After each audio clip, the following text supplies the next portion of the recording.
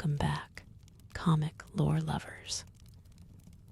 Tonight, we explore a question that has haunted fans for decades. Get comfortable, close your eyes, and let the story carry you away. Sink into the cushions, feel the gentle weight of the blanket, and allow your breath to deepen, slow and even. Imagine the quiet hum of an old projector, casting shadows of what might have been across the vast canvas of history. Tonight, we dare to whisper into the silence of an alternate timeline, a reality where the very bedrock of heroism shifts beneath our feet. What if the unwavering star, the steadfast shield, the very embodiment of American ideals, found its purpose twisted?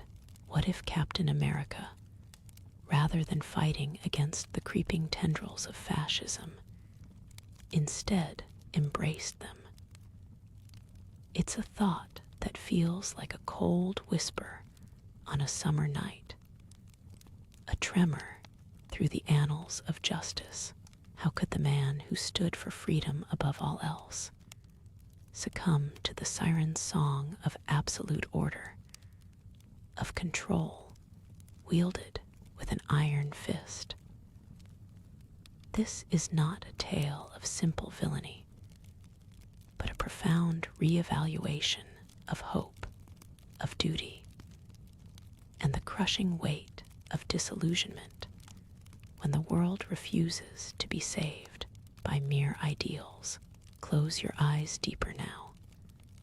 Let the faint glow behind your eyelids become the dim light of a forgotten era, an era poised on the brink of an unthinkable transformation.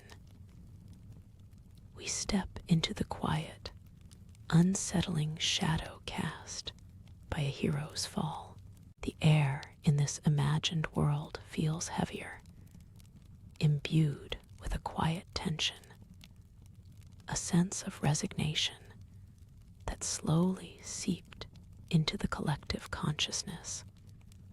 Even before the pivotal turn, picture a time, perhaps years after the Great War, where the promised peace felt hollow, scarred by political maneuvering, by the erosion of the very freedoms Steve Rogers fought so valiantly to protect. Imagine the exhaustion, the quiet despair that might have settled into the heart of a man who gave everything, only to see the world he saved stumble back into familiar patterns of injustice and corruption. This isn't a sudden snap, a moment of madness, but a gradual, insidious erosion of faith. He would have witnessed the ideals he championed weaponized, corrupted, or simply forgotten, deemed naive by a cynical world. His perfect, vibrant shield, once a beacon of unyielding conviction, might have felt like an increasingly heavy burden, a symbol of a promise the world was simply unwilling to keep. In the hushed moments before sleep, let your mind drift to this profound weariness, this spiritual fatigue that opened a subtle, dangerous crack. A crack that, in a different reality, Hydra, ever watchful, ever opportunistic, would exploit not with force, but with the insidious offer of true order, a vision of unity, however brutal, however absolute, to truly save humanity from itself. This Captain America would not join out of malice, but from a deeply flawed, desperate desire for efficacy, for a permanent solution to the chaos he believed defined the human condition. The old star, losing its luster, begins to absorb the encroaching darkness. As the vision of this world solidifies around you, feel the gentle press of an unseen weight, not of fear, but of profound contemplation. This isn't merely a different path for a hero, but a complete reweaving of the tapestry of global power, of justice redefined through a lens of chilling efficiency. Under the aegis of a transformed Captain America, what would the ideals of freedom truly mean? Would they be utterly extinguished or reshaped into a perverse parody, enforced by a relentless, unyielding will? Consider the cities, once vibrant symbols of democracy, now stern, imposing structures of control, their towering facades mirroring the rigid new order. The very concept of hope, once a guiding light, would become a tool, meticulously managed, dispensed only to those who served the greater Hydra-led good. This reality speaks to the profound fragility of ideals, the ease with which even the noblest intentions can be warped by despair, and the allure of ultimate power. It asks us to confront the shadow that lurks within every fervent belief, the potential for righteousness to calcify into tyranny. In this quiet, atmospheric space, let your mind observe the stark landscape of this alternative world, where the very symbol of liberty became its most formidable enforcer of a global, authoritarian state. The shield, no longer a protector, but an instrument of absolute, unblinking control, casts a long, enduring shadow over a world remade in its terrifying new image. The calm before a storm, or perhaps the calm of a storm that never ends. The quiet despair settled deeper into Steve's bones with each passing year, a chill that no amount of sunshine or cheers could truly warm. He often found himself standing alone, high above the sprawling urban landscape, watching the city lights flicker like dying embers against the vast, indifferent night. The towering monuments to liberty and progress, once sources of unwavering pride, now seemed to mock him with their hollow grandeur. He had fought for a world where humanity could rise above its baser instincts. Yet, everywhere he looked, the same old patterns of greed, division, and slow decay seemed to entrench themselves anew. The peace he had bled for felt less like a triumph and more like a temporary lull, a breath held before the next inevitable collapse. A profound weariness, a spiritual fatigue, gnawed at the edges of his conviction, whispering doubts into the quiet moments before sleep. Amidst this disillusionment, a different kind of pattern began to emerge in the city's undercurrents, subtle at first, then growing with a quiet, unsettling certainty. While chaos seemed to reign in many spheres, a peculiar, almost clinical orderliness appeared in others. new structures, imposing and devoid of unnecessary flourish, rose with an efficiency that contrasted starkly with the bureaucratic tangle Steve was accustomed to. He saw projects completed with an unusual swiftness, areas maintained with a meticulous precision, all operating under an unseen, guiding hand. There was a discipline, a unity of purpose that, however stark, offered a perverse sense of relief from the pervasive entropy. It was a glimpse of an alternative, a seductive whisper that promised resolution, a permanent end to the very chaos that frayed his spirit. Then came the quiet offer, delivered not with fanfare or overt menace, but with a chillingly rational appeal. It spoke of a world unburdened by the endless, messy debates, a humanity guided by a singular, unwavering will.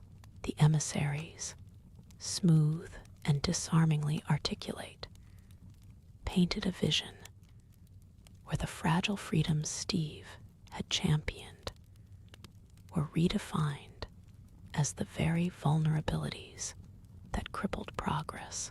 They argued for efficacy, for a surgical solution to humanity's cyclical self-destruction. The shield, once a beacon of his ideals, felt impossibly heavy in his hand, a symbol of a promise the world seemed unwilling, perhaps unable, to keep. This wasn't malice calling to him, but a twisted echo of his own deep-seated desire for a better world, offering a brutal, absolute path to truly save humanity from itself. The crack had widened into a chasm. The whispers of order grew louder, drawing Steve down from his silent eyrie. He found himself walking the meticulously paved streets of these new districts, the air curiously still, the angles of the buildings sharp against the twilight sky. Unlike the vibrant, chaotic hum of the familiar city, these areas resonated with a quiet efficiency, almost a hum of perfect machinery. He noticed the subtly uniform attire of certain figures, moving with a disciplined gait, their faces unreadable, yet projecting an undeniable sense of purpose. A recurring symbol, stark and angular, began to catch his eye, subtly integrated into the architecture, and the discreet badges worn by these individuals. It wasn't overtly threatening, but it was undeniably present, a silent mark of ownership. One evening, as the city's usual din receded into a distant murmur, Steve found himself guided by an unspoken impulse towards one of the towering, unadorned structures. Its entrance, severe yet inviting, seemed to part for him. Inside, the air was cool and still, a sanctuary from the world's clamor. There were no grand pronouncements, no overt calls to arms, merely a quiet presence, a subtle understanding. He was not met with fanfare, but with a respectful, almost deferential silence that was more powerful than any speech. A figure whose face remained obscured by the play of shadows gestured for him to enter a deeper chamber. its walls lined not with trophies, but with quiet, efficient terminals humming with unseen purpose. Within the quiet chamber, the shadowed figure finally spoke, their voice a low, resonant tone that filled the silence without disrupting it. There were no threats, no demands, only a calm articulation of purpose, a stark mirror to the chaotic world Steve had grown to resent. They spoke of a necessary sacrifice, of tearing down the old, flawed structures to build something truly enduring, truly stable. They presented a vision not of conquest, but of ultimate order, where every element served a unified, unwavering will. The words resonated with the unspoken weariness in Steve's own heart, promising an end to the endless, tiring fight against entropy, a definitive solution to the world's stubborn imperfections. He listened, his mind a quiet storm of old ideals clashing with a seductive, new potential. The deeper chamber was not grand, but vast, its ceiling arching far above, lost in the muted amber glow that emanated from the data terminals.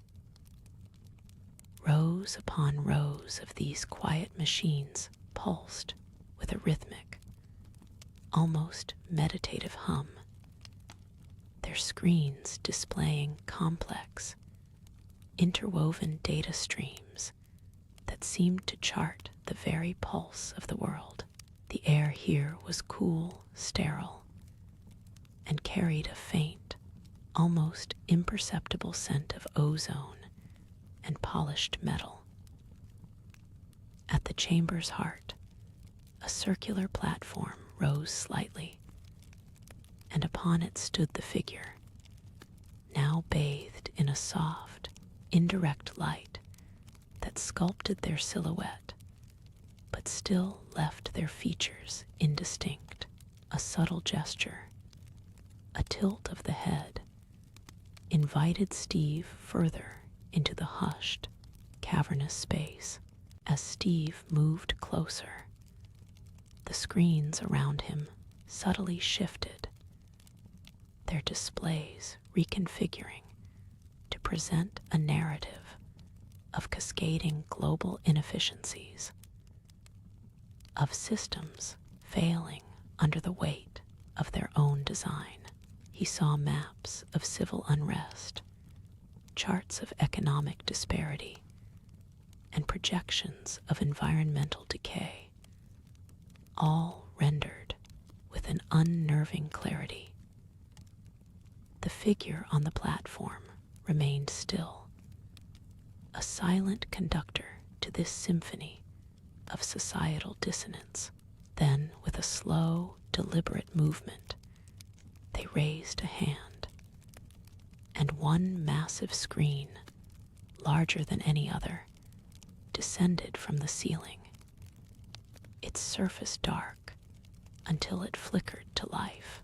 On it, intricate schematics of global infrastructure, rebuilt and reordered, began to coalesce, radiating a serene, unblemished perfection. The contrast was profound. The raw, untamed chaos of the old world juxtaposed with the pristine, unwavering lines of a new, perfectly structured order. There was no bombast, no demanding speech, only the undeniable weight of the presented information. Steve felt a familiar ache in his chest, a deep-seated weariness from years of patching over fractures, of fighting an endless tide of disorder. Here, in the quiet hum of the machines, and the unwavering projection of a world made whole. He glimpsed not a temporary fix, but a final, lasting solution. The figure then moved for the first time, a slow, deliberate step, and a single, angular symbol, stark against the dark, appeared on the large screen. A subtle, almost hypnotic assertion of their intent. The intricate schematics on the colossal screen deepened, their flawless lines now showing not just structure, but the simulated flow of life within this new order. Highways hummed with silent transport. Energy grids pulsed with clean, infinite power, and urban landscapes reconfigured into harmonious, efficient zones. The figure on the platform, still shrouded, subtly turned their head, as if inviting Steve to witness the living breath of this meticulously crafted world. A new overlay appeared, presenting statistics of universal prosperity, of conflicts resolved, and of human endeavor channeled into a singular, unwavering purpose. The cold logic of the numbers painted a picture of absolute control. Yet, within that control, a profound peace seemed to settle across the projected world. Steve felt a tremor, not of fear, but of a deeply unsettling recognition, as if peering into a future he had once dreamed of, now reshaped by an unyielding hand. The perfect world dissolved, replaced by a complex neural network diagram, an invisible architecture of thought and behavior. It was the system designed to prevent the chaos Steve had witnessed earlier. A subtle re-engineering of society's very fabric, ensuring eternal stability at the cost of the unpredictable. The figure on the platform slowly extended a hand, palm up, towards the glowing diagram, an unspoken invitation to grasp the reins of this profound, silent dominion. The profound peace settling over the projected world, built on the cold logic of absolute control, resonated with a deeper, more primal part of Steve. It was a clarity he had yearned for, a stark contrast to the messy, unpredictable chaos he had witnessed throughout his life. He watched the intricate flows of energy and commerce, the silent, efficient movements of people within the reordered urban spaces, and a quiet awe began to replace the initial tremor. This vision, so complete and unblemished, presented a solution to every struggle, every injustice he had ever fought against. The air in the cavernous chamber felt impossibly still, as if holding its breath, waiting for his acknowledgement. The figure on the platform, still indistinct within the encompassing gloom, began a slow, almost imperceptible movement. It was not a grand gesture, but a subtle shifting of form, as if the very shadows clinging to them were gently parting. A faint crimson light, previously unseen, now pulsed from the heart of the platform, casting a deep, vital hue onto the figure's obscured outlines.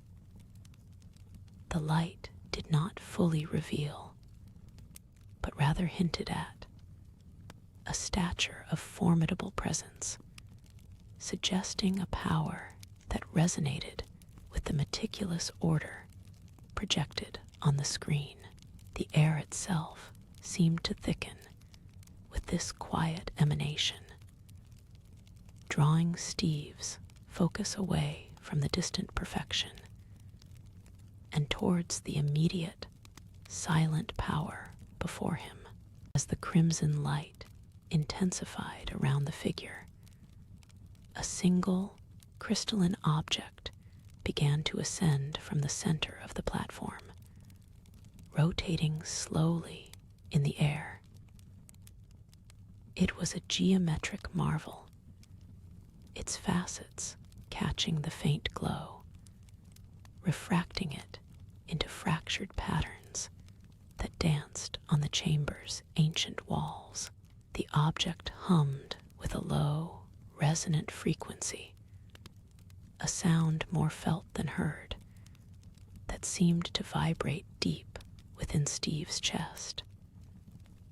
It was not menacing, but profoundly compelling, a beacon of contained, intricate power. This silent ascent felt like an offering, a focal point of the ideology laid bare by the screens, now presented physically, inviting interaction, inviting acceptance into the heart of this new, precise order. The crimson light, pulsing from the heart of the platform, grew in intensity. It was not a harsh, aggressive light, but a slow, rhythmic tide of color that washed over the figure, peeling back the layers of shadow. The low, resonant hum that filled the chamber seemed to find its source in this light, a steady, foundational note that vibrated deep in Steve's bones.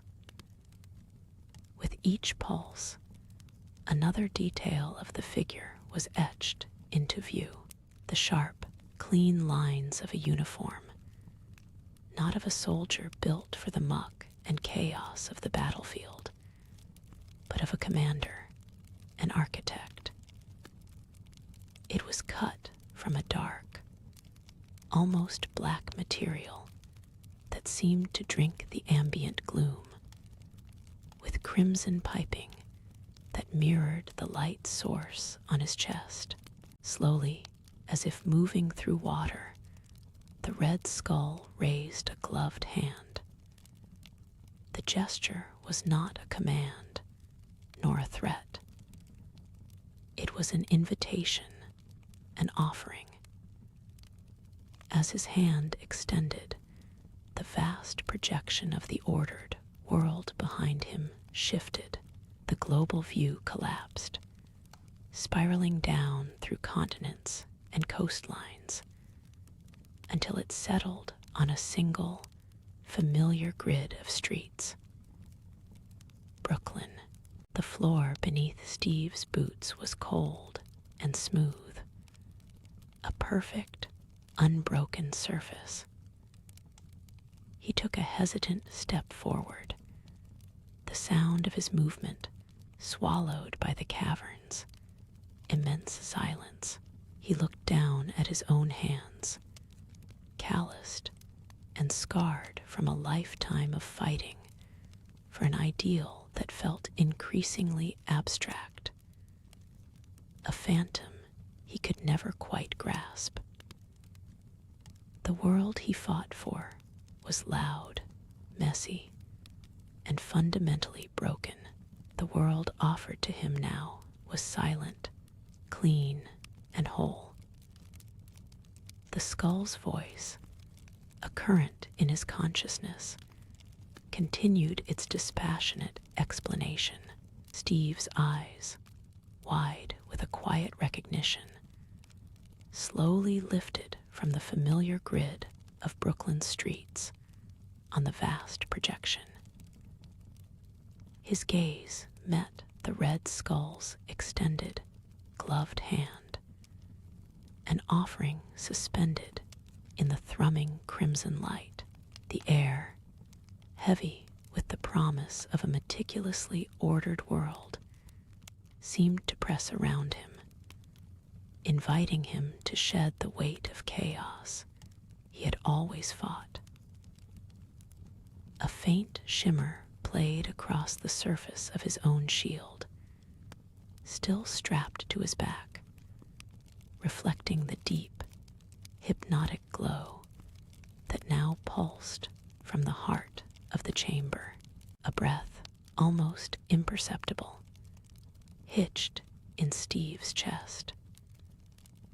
The ordered streets of Brooklyn seemed to hold a new, silent appeal, a promise of peace born from rigid control, far from the chaotic freedom he had once championed. Slowly, deliberately, his own hand, ungloved and worn from countless battles, began to rise. The metallic gleam of the shield on his back felt like a distant echo, a relic of a world that no longer resonated.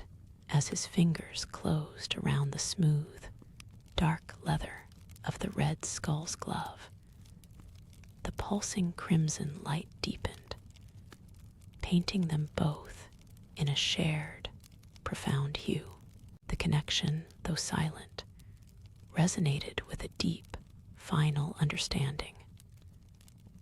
The Red Skull's grip was firm, unyielding, a foundation. As their hands parted, a quiet hum settled in the chamber, the rhythmic crimson pulse softening to a steady, pervasive glow. Steve stood taller, his shoulders subtly squared, a new stillness in his posture. The shield, once a beacon, now felt heavy, its familiar weight a counterpoint to the lightness he felt from the burden of endless, futile struggle being lifted. Across the chamber, the vast projection shifted once more. The streets of Brooklyn now integrated into a global tapestry of interconnected, precise systems, all bearing the subtle, indelible mark of a unified, ordered authority. A shared current, cold and absolute, passed between their clasped hands. The vast holographic map of Brooklyn shimmered, then dissolved, replaced by swirling, abstract patterns of crimson and black that enveloped the entire chamber. Steve's breath remained shallow, but the tremor that had run through him now settled into a deep, unwavering resolve. A strange peace descending upon his once troubled spirit. The weight of his shield, still on his back, felt heavier, more distant, a relic of a life already fading into memory. The Red Skull's grip, though firm, was not one of dominance, but of shared purpose, a silent pact forged in the glow of a new dawn. As the swirling patterns subsided, the chamber solidified around them, no longer a void of projections, but an arena of polished obsidian and gleaming chrome, stark and severe. Steve felt a subtle shift within the dark material of his uniform. Not a change in cut, but an intrinsic alteration, as if the very fabric now resonated with a colder, sharper energy. The crimson glow from the Red Skull's chest device intensified for a moment, then pulsed outward, washing over Steve in a silent, transformative wave. His eyes, though still familiar, now held a glint of something harder, an unyielding resolve that mirrored the stark architecture. Slowly, a new detail emerged on the right shoulder of his dark uniform. Not a star nor a stripe, but a subtle, almost imperceptible, dark green insignia, shaped like a seven-headed serpent, coiled and potent. It seemed to appear from within the fabric itself, a silent birthmark of allegiance. The metallic gleam of his vibranium shield, still on his back, now seemed utterly alien, a misplaced fragment of a forgotten era. Steve's gaze drifted to the Red Skull, who stood unmoving, a silent sentinel, his own form a silhouette against the chamber's re-establishing projections. The ordered world, once a mere suggestion, now began to take solid form again. Its meticulous grids and sweeping structures now bearing the unmistakable mark of Hydra. The subtle shift in the dark fabric of Steve's uniform solidified into a distinct, almost living presence against his skin. It felt lighter, yet more substantial, the weave humming with an energy that was both alien and strangely harmonious.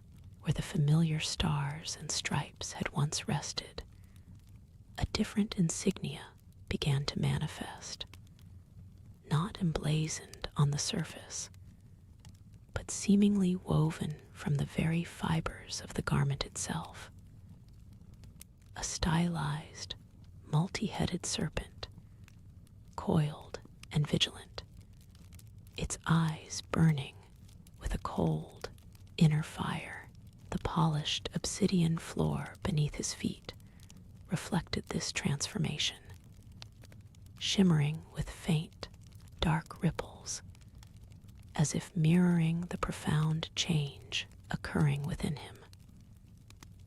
The air, once heavy with the silent weight of a decision made, now thrummed with a quiet anticipation, a promise of purpose fulfilled. Red Skull, still by his side, offered no words, only a subtle, almost imperceptible nod, a silent acknowledgement of the new era unfolding before them.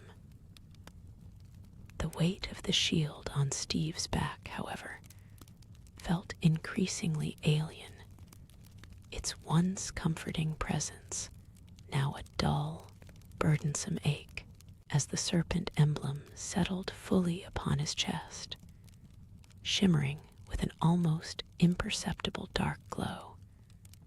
The vast chamber itself seemed to respond. Smooth, dark panels slid open in the obsidian walls, revealing not windows to the outside world, but intricate, glowing schematics of global networks, pulsating with soft, red, and green lights.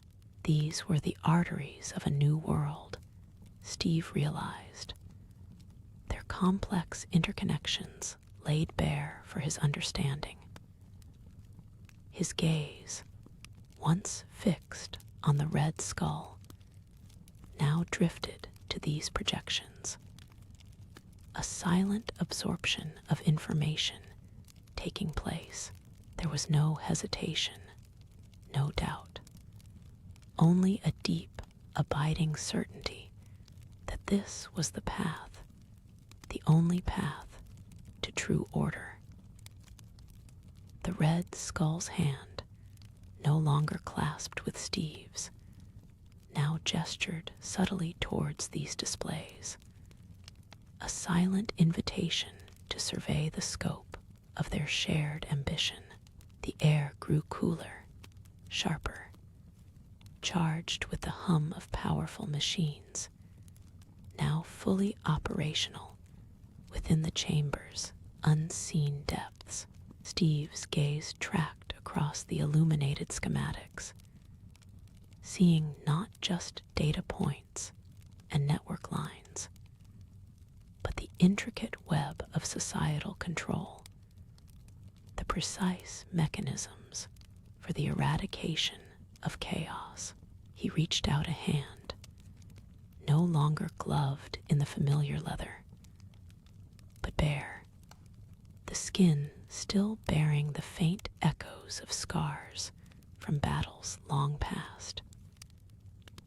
His fingers hovered over a particular cluster of crimson lights, representing a major global city, a center of resistance now brought under their sway.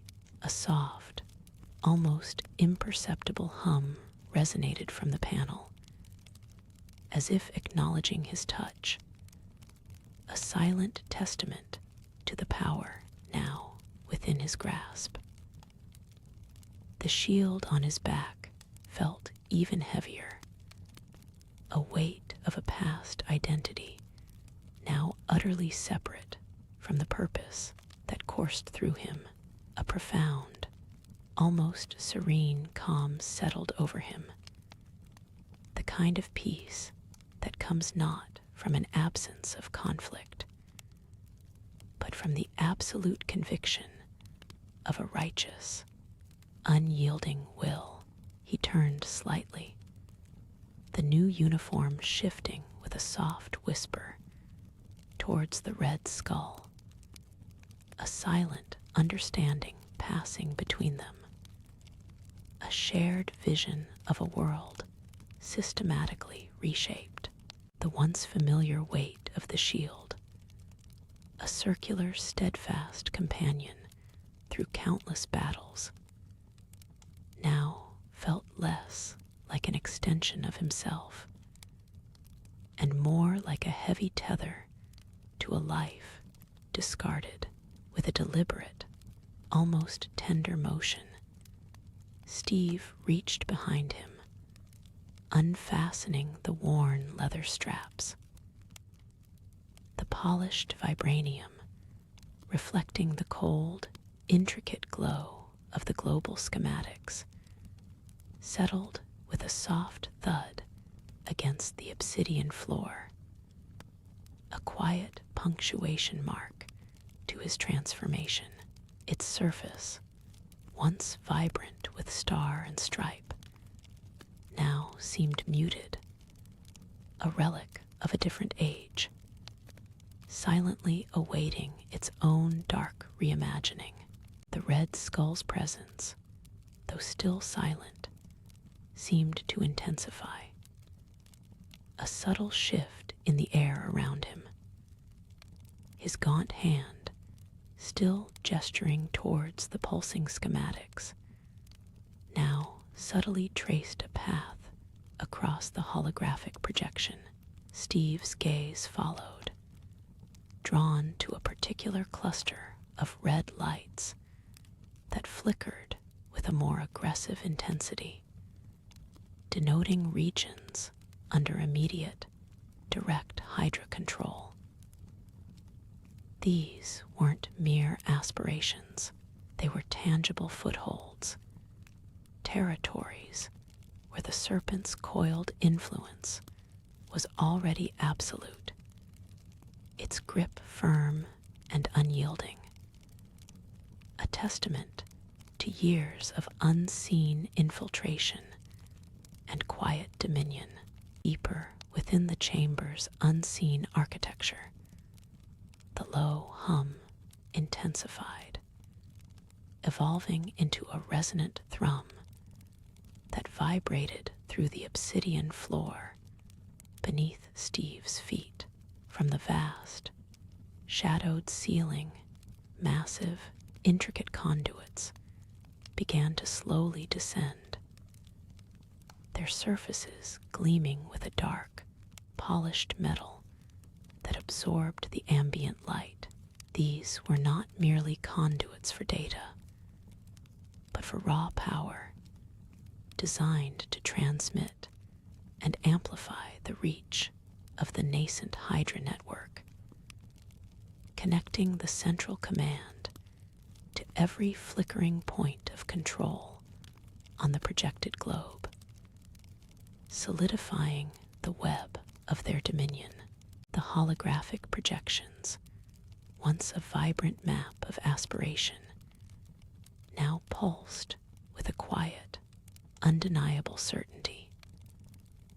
The red lights, marking territories under Hydra's unyielding thumb, no longer flickered with aggressive intent, but held a steady, rhythmic glow, a slow, shared heartbeat across a pacified globe. Steve Rogers, once a beacon of defiant hope, now stood as a silent architect of this new world.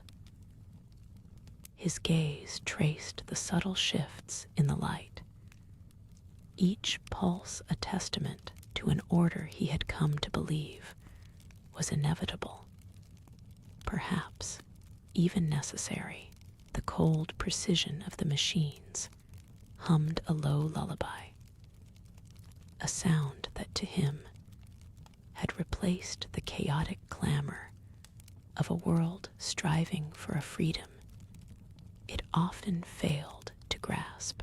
The weight of his discarded shield on the floor felt increasingly distant, a faint echo from a dream that had slowly, irrevocably faded into this stark, controlled reality.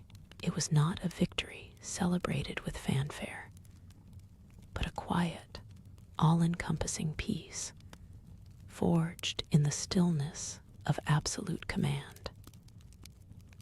The air, which had been sharp and charged, now softened to a cool, stable calm, a reflection of the unshakable dominion that had been established. This was the quiet dawn of their new era, a world shaped by a singular, unyielding vision, where the whispers of dissent were long silenced, replaced by the deep, resonant hum of perfect, if brutal, order. The meticulous projections of global dominion began to softly dim, retreating slightly from their vibrant intensity, like the gentle settling of dust after a long, profound transformation. This wasn't the end of a war, but the quiet, all-encompassing peace that followed a complete surrender to a new ideal. Outside the sterile precision of the control room, one could almost imagine the vast, silent cities across continents, bathed in the muted glow of an endless night, their citizens moving with a disciplined calm. There were no shouts of defiance, no hurried footsteps of fear, only the soft rhythm of a world breathing in unison, guided by an unseen, unwavering hand. The weight of choice, once so heavy on Steve's shoulders, now felt lighter, almost absent, replaced by the silent conviction that this singular, absolute vision was the truest path to lasting tranquility. The red hues that dominated the schematics faded into deeper, more profound blues and grays, signifying not a retreat, but a settled, quiet omnipresence. It was a strange, unsettling serenity, a world stripped bare of its tumultuous freedoms, yet finding a stark, undeniable beauty in its newfound absolute order. The air, once sharp, now carried a faint, almost imperceptible scent of metallic precision and quiet, contained power, an inert, constant presence that lulled the senses as the last of the schematic's glow receded to a mere whisper on the chamber walls. A profound stillness settled over everything, a quiet so deep it seemed to absorb all other sound. It was the silence of history finally made, of a future irrevocably cast. The ideals of old, the vibrant chaos of freedom, were now but faint echoes in a long-forgotten past, replaced by the unshakable bedrock of a singular, enduring truth. This truth, for Steve, was the quiet hum of the machines, the silent, omnipresent order. The transformation was complete, not with a roar, but with a sigh of absolute, eternal finality. His eyes, though unseeing now, seemed to gaze beyond the chamber, past the silent cities, into the fabric of a world that would forever bear the indelible mark of his choice. There was no regret, no uncertainty, only a deep, abiding quietude, a permanent peace born of unwavering control. The story of what might have been, of a different shield, a different star, now gently recedes into the realm of dreams, a whisper carried on the slow, calm currents of a night that stretches endlessly. The very air seemed to thicken slightly, heavy with the weight of this new, unchangeable reality, inviting a peaceful descent into the quiet understanding of a world forever altered, softly, finally at rest. The central command chamber, a vast and cavernous space, hummed with a low, barely audible frequency, a sound that resonated deep within the bones, but never disturbed the profound stillness. Its previous frantic energy, the sharp crackle of orders, and the urgent flickers of tactical displays, had entirely vanished, replaced by an expansive, soft glow emanating from the seamless panoramic display that curved across an entire wall. Steve, no longer wearing the heavy, symbolic armor of conflict, now stood in a uniform of deep, almost indigo fabric, cut with precise, unadorned lines, subtle metallic accents glimmering only when he shifted. His hands were clasped loosely behind his back, a posture of quiet contemplation rather than command. Before him, the immense display was a living map, not of battle lines, but of planetary harmony, muted data streams, like slow-moving constellations, drifted across continents and oceans. Each tiny point of light, a verified metric of peace, of controlled productivity, of collective wellness as defined by the new order. Outside the precisely calibrated atmosphere of the command center, the vast, sprawling metropolis lay, cloaked in an eternal, soft twilight. Not the harsh artificial glare of a city that never slept, but a muted atmospheric glow that seemed to emanate from the very fabric of its existence. Towers of imposing, dark architecture rose with a stark, almost brutalist grandeur. Their clean, geometric lines reflecting the dim urban light like silent, stoic sentinels. There were no flashing neon signs, no chaotic jumbles of advertisements, only smooth, unadorned surfaces that spoke of permanence and singular purpose. The familiar cacophony of life, once a vibrant tapestry of honking cars, distant shouts, and the endless hum of human activity, had been meticulously pared away, leaving behind an almost total absence of extraneous sound. The rhythmic, distant pulse of automated transport systems glided silently along designated, elevated conduits, their silent passage barely stirring the air. Within this carefully curated global stillness, the very nature of information had transformed. Once a roaring torrent of conflicting voices, a chaotic deluge of news, opinions, and dissent, it now flowed with the serene, deliberate pace of a deeply regulated river. Public display monoliths, tall and sleek, embedded seamlessly into the dark urban landscape, projected soft, steady streams of official data.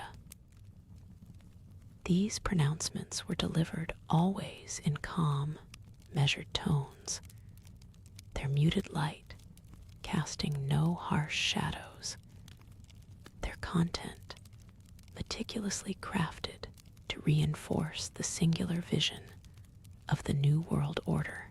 There were no urgent headlines designed to provoke, no sensationalized stories to stir emotion, only the quiet, reassuring affirmation of stability, the gentle, constant guidance towards collective purpose. Citizens, moving with that characteristic disciplined calm through the hushed streets, would occasionally pause, not out of curiosity or alarm, but with a practiced, almost ritualistic attention, to glance at these silent pronouncements. The muted data streams, once just slow-moving constellations, now resolved into intricate, almost imperceptible patterns of green and gold, each thread representing a sector of controlled productivity. These threads converged subtly at the display's core, a silent testament to the centralized efficiency that defined the new global order. Steve's gaze tracked a particularly vibrant filament as it pulsed gently, indicating optimal resource allocation across a vast, revitalized agricultural zone. This was the quiet hum of his dominion, the measured breath of a world brought to heel. A single, almost imperceptible shift in his posture, a slight tilt of his head, indicated a deeper absorption in the system's quiet rhythm. His fingers, still clasped behind his back, twitched almost imperceptibly, as if tracing the unseen pathways of logic and order that now governed every corner of the globe. There was no visible strain, no furrowed brow, only a serene vigilance.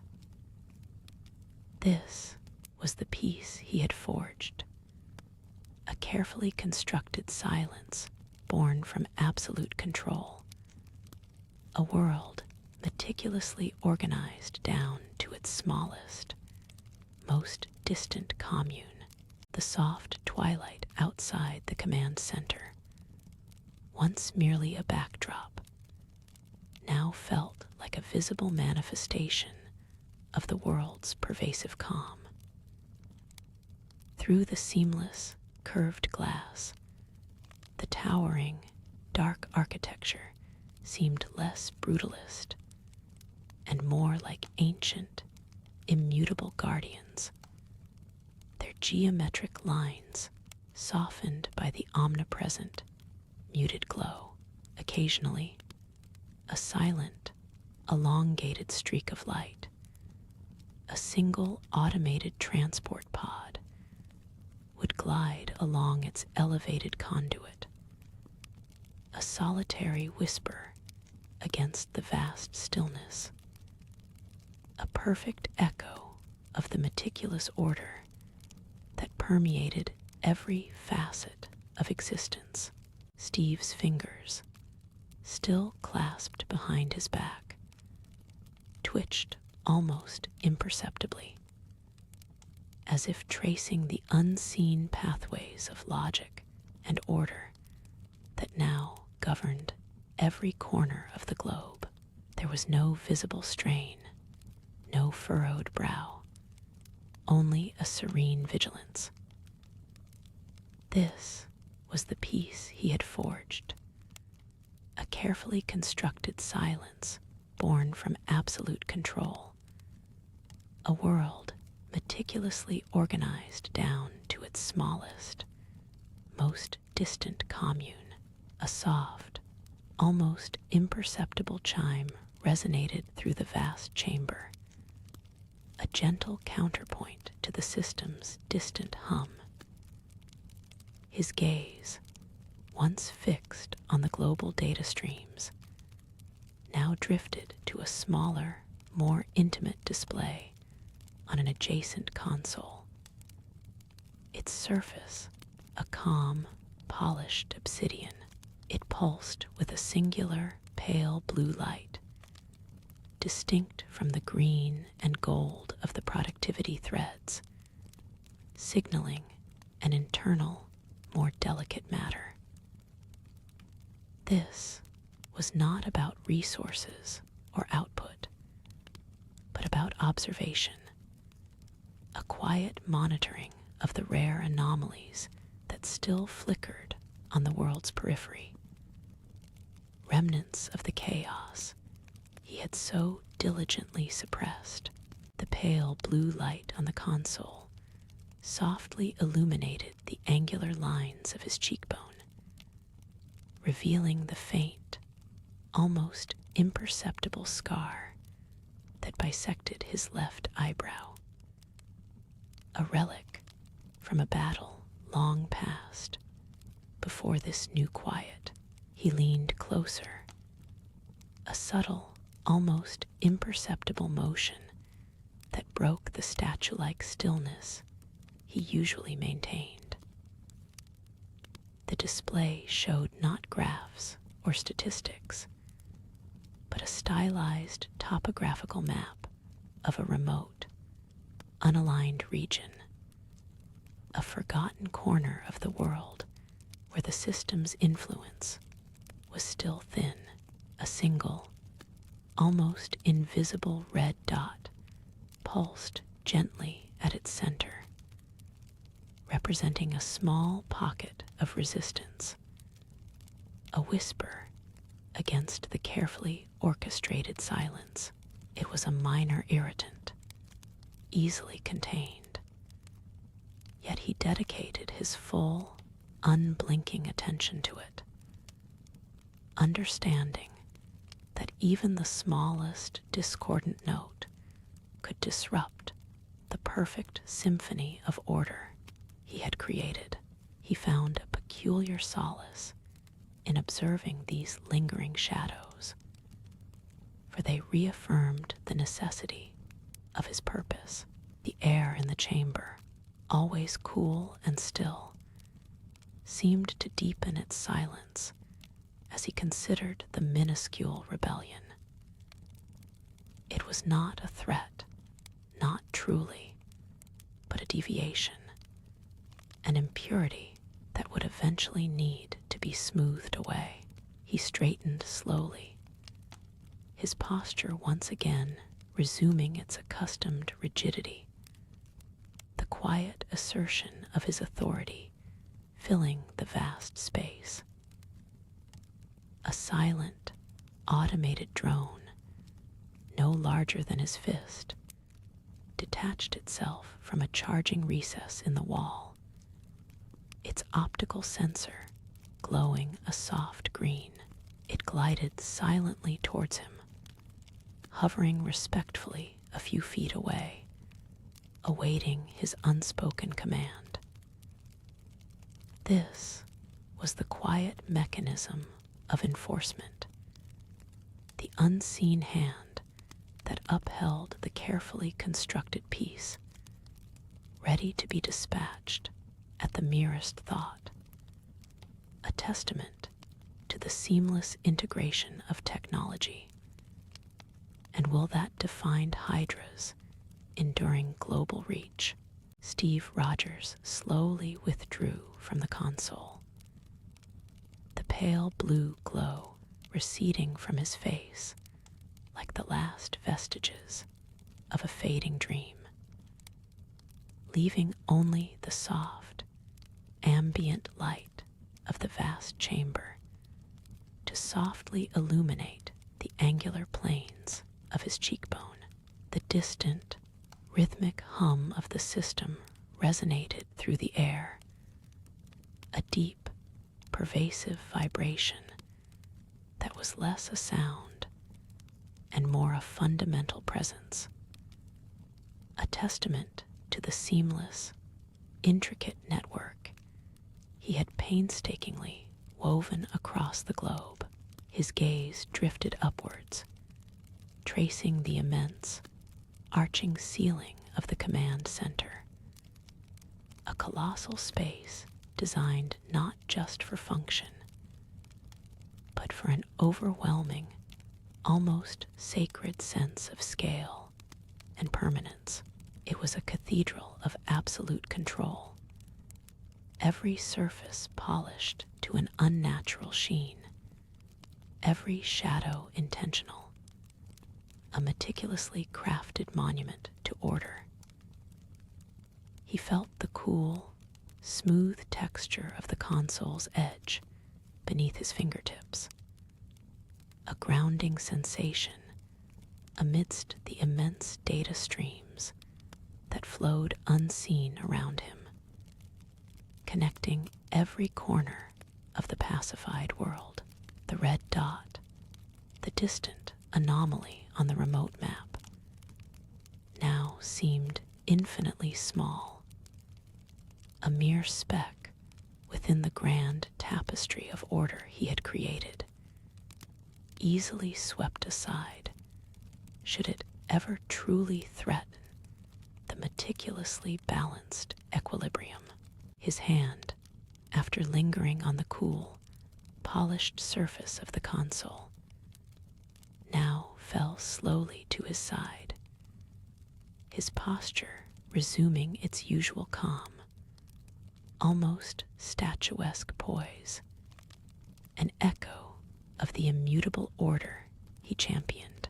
As he slowly turned, the faint, internal servos of his enhanced suit made no discernible sound, his boots moving silently across the polished, obsidian floor. Embedded within the precise, geometric patterns of the floor, at the very center of the chamber's immense expanse, was a massive, subtly glowing Hydra insignia, its sharp angles and central stylized skull motif were rendered in a deep, almost iridescent blue-black that seemed to absorb and reflect light simultaneously. It pulsed faintly, a slow, deliberate rhythm, mirroring the distant, pervasive hum of the system itself. A silent, powerful affirmation of the authority that emanated from this very core, reaching into every corner of the pacified globe.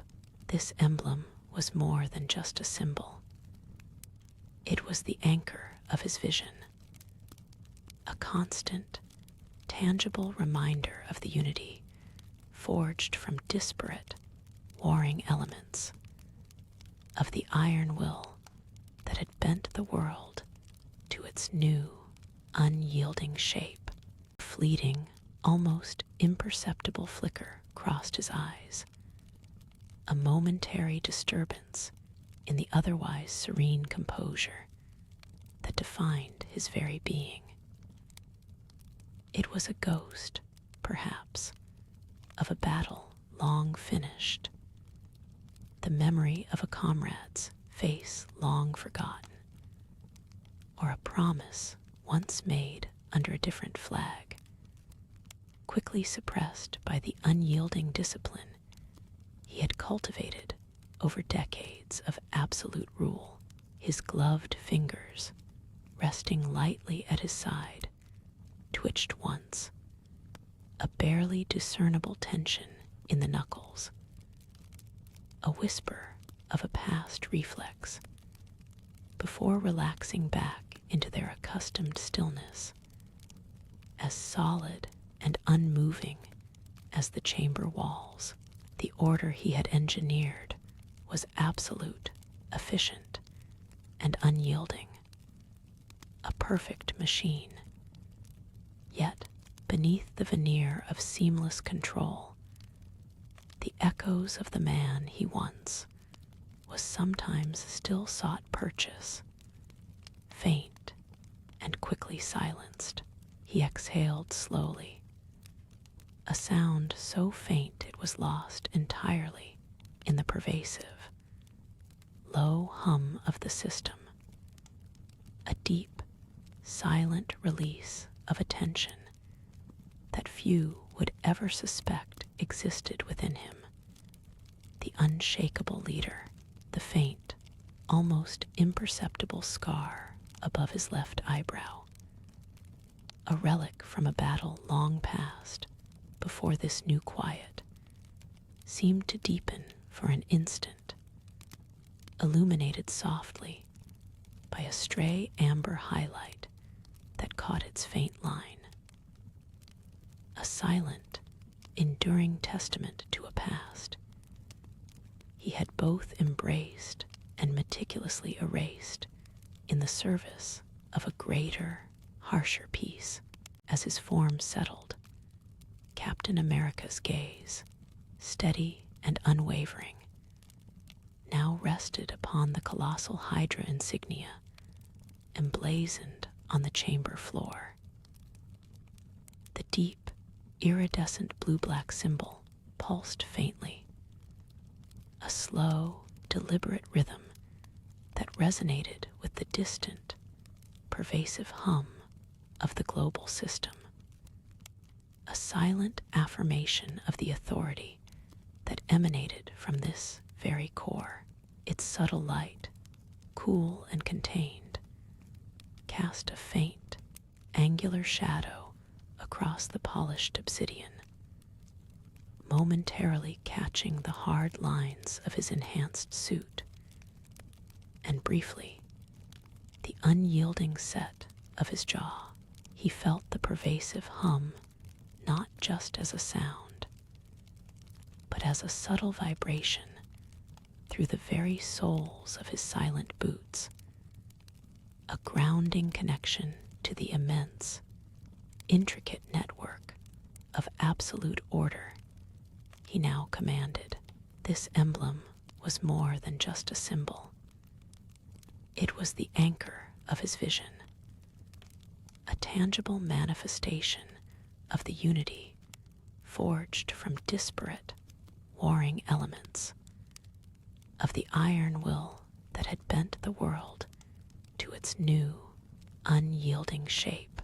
In the profound quiet of the chamber, the symbol seemed to expand, filling his awareness, a perfect geometric representation of a world brought to heel, its every chaotic impulse meticulously extinguished, a soft, almost imperceptible shift in his weight, and Captain America began to move, his enhanced boots gliding silently across the polished surface of the obsidian floor. His passage was a smooth, uninterrupted flow, creating only the briefest, most liquid reflections of his dark, imposing form against the mirror-like expanse.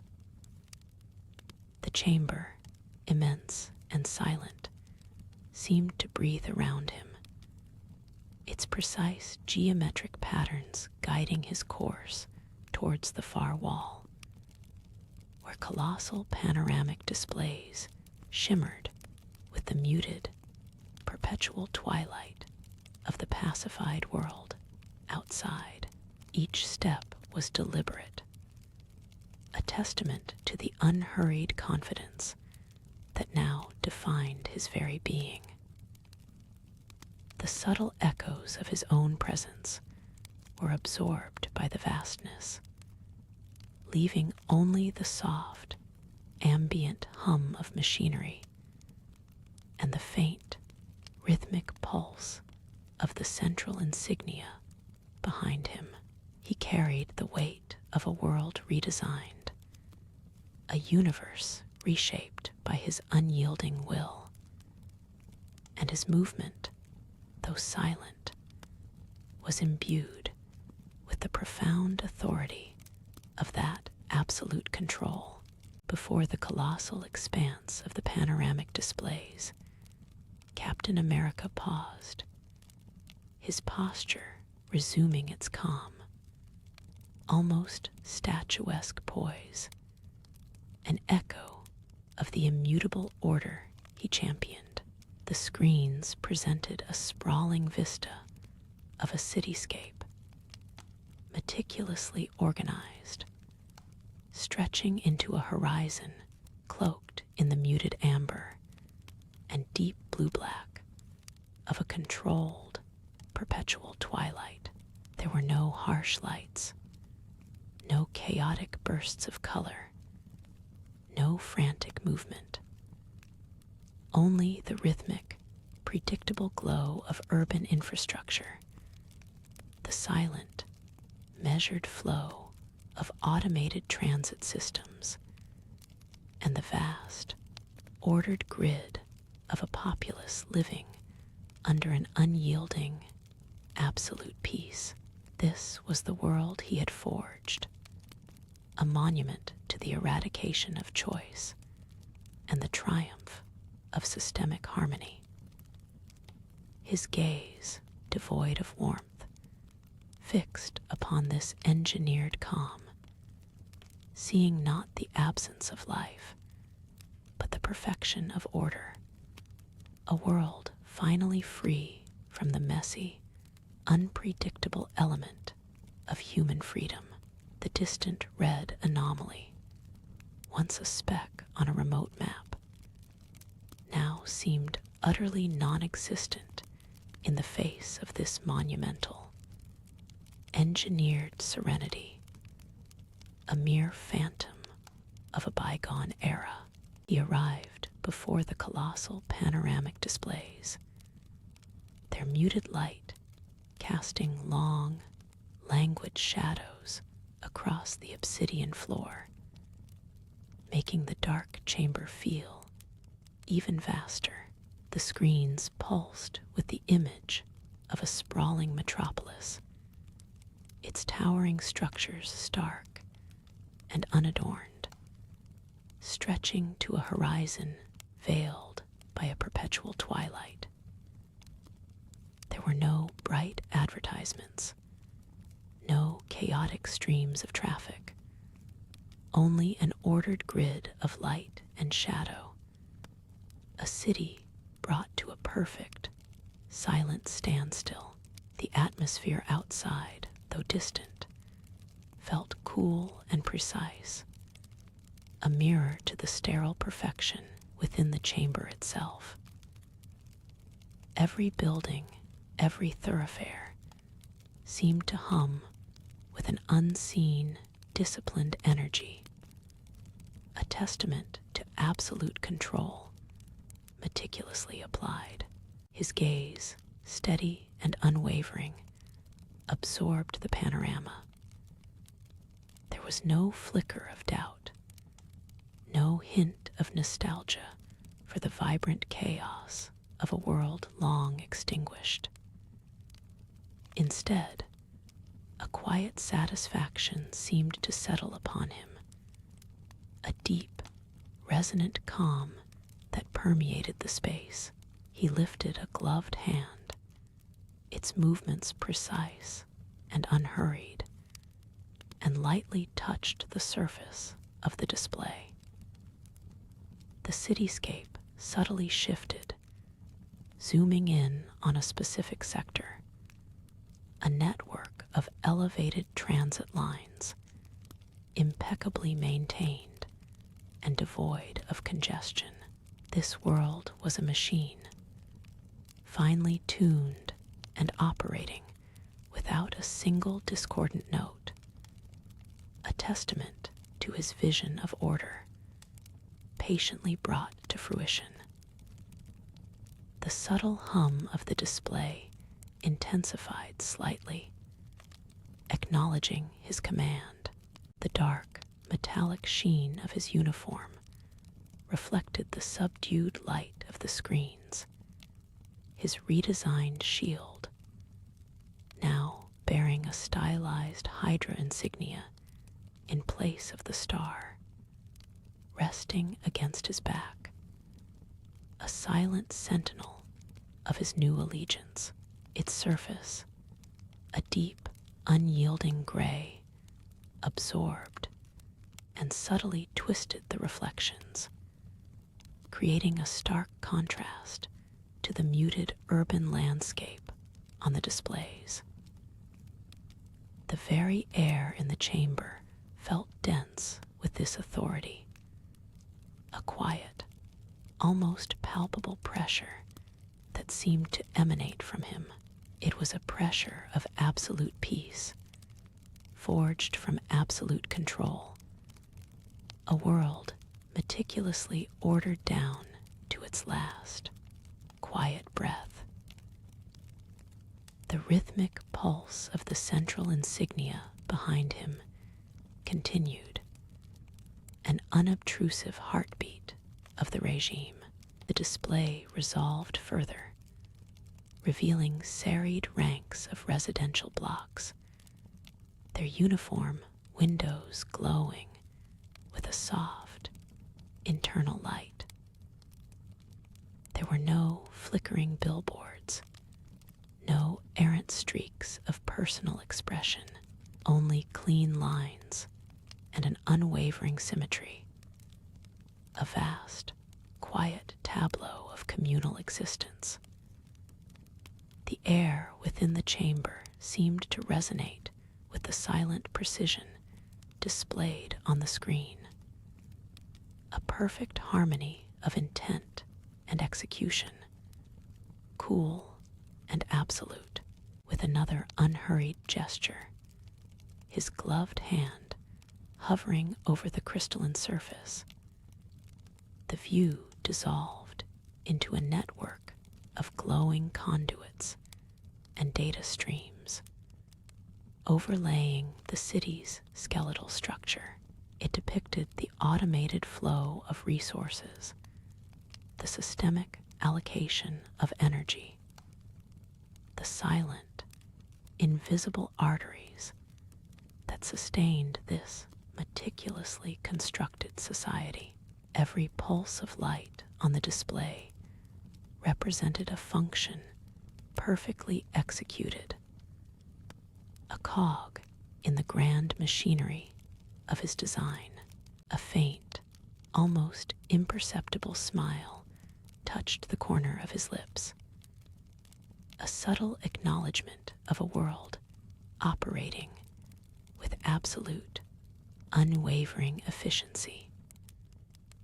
The colossal chamber, a nerve center of unparalleled control, mirrored the calm, precise operations displayed before him. The pervasive hum of the systems around him was not a noise, but a constant, reassuring whisper of accomplished purpose, filling the deep silence with a sense of perfected order. The figure stepped back from the luminous display, the subtle hum receding as he moved into the deeper shadows of the chamber. His form, encased in a uniform of midnight blue and silver, became clearer, a silhouette of disciplined power against the soft, cool light cast by the control console. No ornamentation marred the clean lines of his attire, only the stark, angular symbol of a segmented skull, subtly woven into the fabric over his heart. His gaze drifted across the expansive space, past the banks of quiescent monitors and silent data servers, towards a massive, reinforced viewport that dominated one wall. Through its thick, clear pane, the meticulously ordered city stretched into the distant, perpetually twilight horizon, a silent testament to unwavering resolve. The city's grid, illuminated by uniform, soft streetlights, seemed to breathe with a controlled rhythm, each building a precisely rendered component of the greater whole. A single, crystalline artifact rested on a minimalist pedestal near the viewport, catching the ambient light. It was his shield, yet profoundly altered. The vibrant red, white, and blue were replaced by deep, polished obsidian, its star a stark, silver Hydra symbol, sharp and angular. Its surface, smooth and cold, reflected the orderly city outside, a silent promise of absolute dominion, unwavering and eternal. He did not touch it, but his presence near it spoke of an undeniable bond. The figure's hand, once accustomed to the rough weave of an American flag, now rested on the smooth, cold metal of the viewport frame. His gaze, unblinking, absorbed the silent expanse of the city, each perfectly aligned structure, a testament to the order he had forged. The past, with its messy ideals and chaotic freedoms, felt like a distant, fading echo against the resolute hum of the chamber. He traced the faint, almost imperceptible lines of a scar on his wrist, a relic from a battle long past, a reminder of a loyalty long since redefined. The weight of his uniform, the dark fabric clinging to his powerful frame, felt less like a burden and more like a second skin, an armor against the uncertainties of the old world. A subtle glint caught the low light from a nearby pedestal, where a familiar shape rested, subtly altered. It was a shield, not the vibrant red, white, and blue of old, but a disk of darkened vibranium, its surface a deep, metallic blue, etched with the stark, segmented skull insignia in place of the star. Its edges gleamed with a faint, almost internal luminescence, a muted echo of its former glory, now repurposed, refined. He did not approach it, but its presence was a constant, silent affirmation of his dominion, a symbol of the ultimate sacrifice of his past identity for the unwavering future. The shield was not just a weapon, it was a manifesto. He eventually turned, a slow, deliberate movement that echoed the measured pace of the city outside. His form, tall and unyielding, cast a long, dramatic shadow across the polished floor, stretching towards the central console. The chamber itself, vast and meticulously organized, felt like an extension of his own mind, every element purposeful, every monitor quiescent, yet ready to spring to life.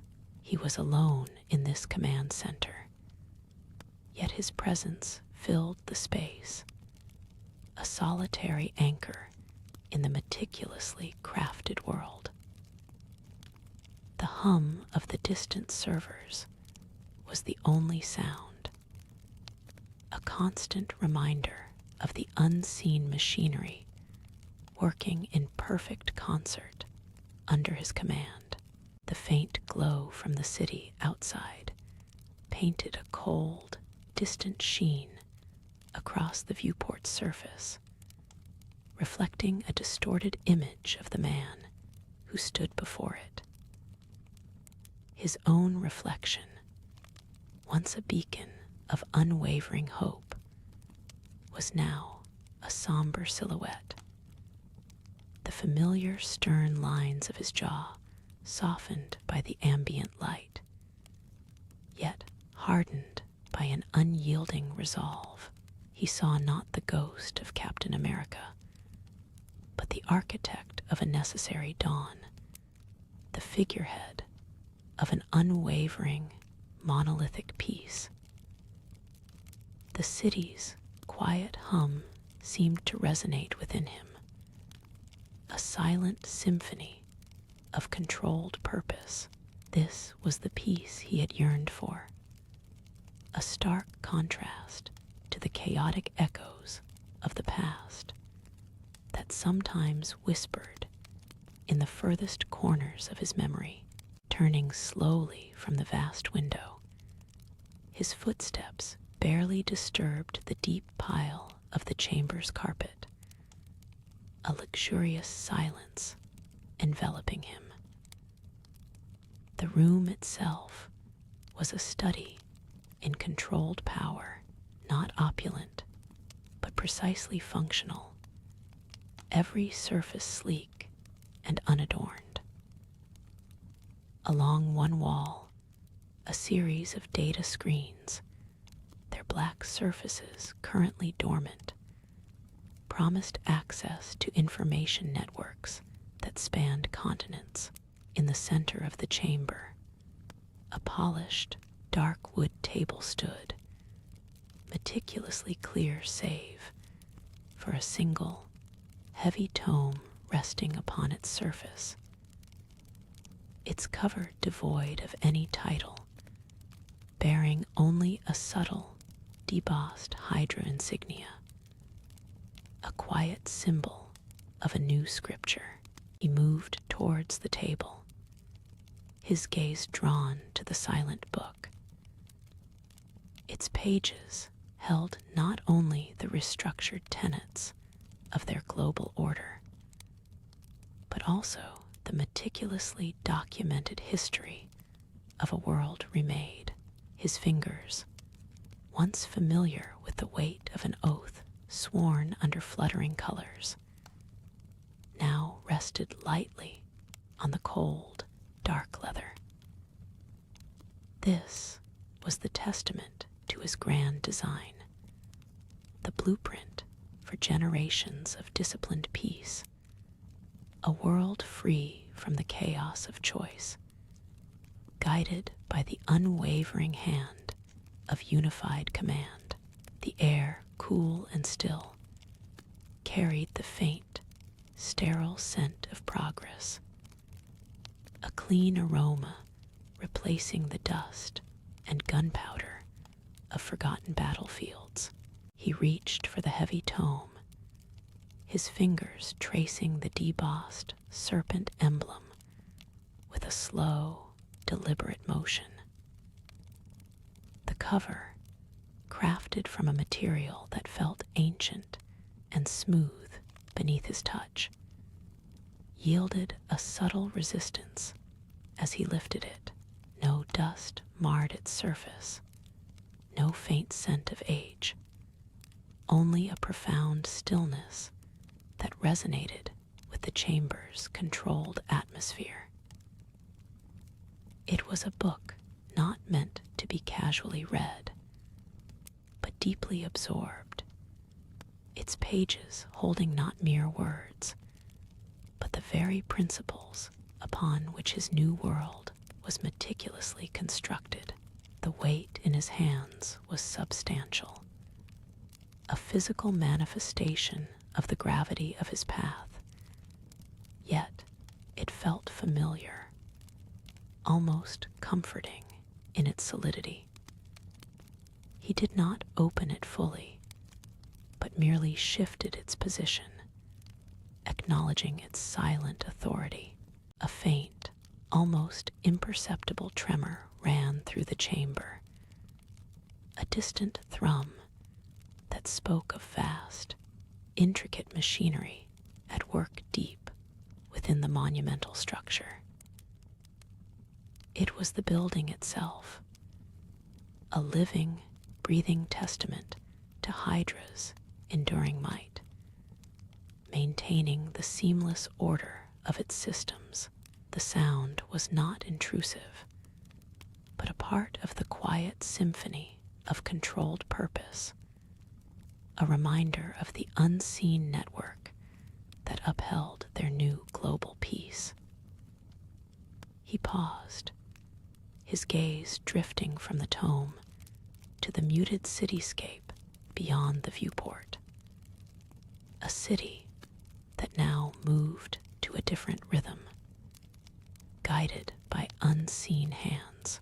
The distant lights flickered with a regulated precision, each pulse a testament to an efficient, unyielding governance. The chaos of the past, the untamed unpredictability, had been methodically excised, replaced by a grand, silent machine of order. His fingers, still imbued with the memory of the tome's texture, now moved to one of the dormant data screens along the wall. With a precise, almost imperceptible gesture, a single panel flickered to life, bathing a small section of the room in a soft, cool blue light. The screen displayed not complex schematics or urgent messages, but a single, meticulously rendered map of the world, its continents subtly delineated by a web of faint, glowing lines.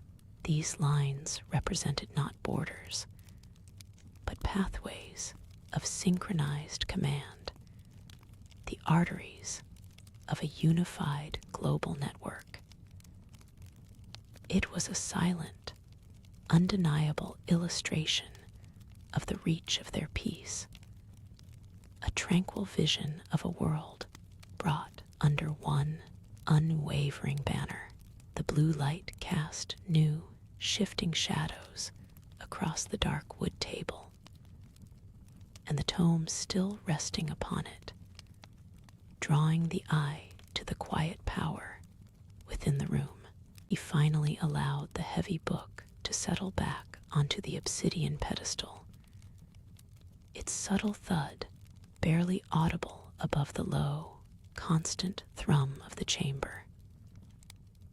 The air, conditioned to a perfect, unwavering temperature, carried a faint, metallic scent, sterile and pure, devoid of any organic imperfection. It was an environment meticulously designed for clarity of thought, for the execution of grand, unwavering directives. His gaze, once filled with the tumultuous fire of battle, now held a cool, detached intensity, reflecting the ordered precision of his surroundings. The chaos outside, the struggles of individual will, were mere ripples on a vast, tranquil ocean, guided by an unseen current. His uniform, a stark departure from the vibrant hues of his past, was now a tapestry of deep, muted blues and grays, interwoven with subtle, almost imperceptible threads of silver that caught the ambient light.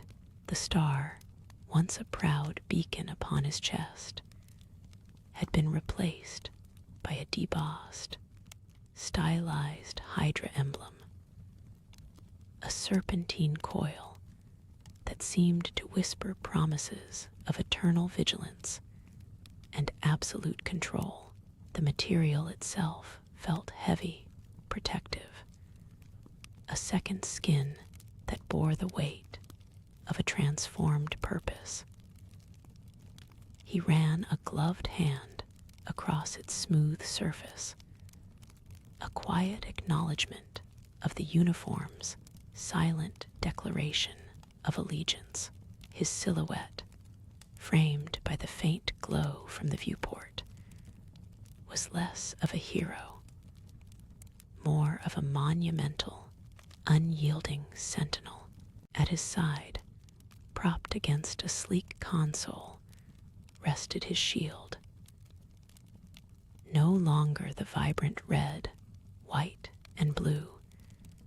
It was now a disc of polished, almost black metal, its surface reflecting the subdued light like a still pool. The central star had been meticulously reforged, its points sharpened into a more angular, aggressive design, each facet catching the light with a cold, precise gleam.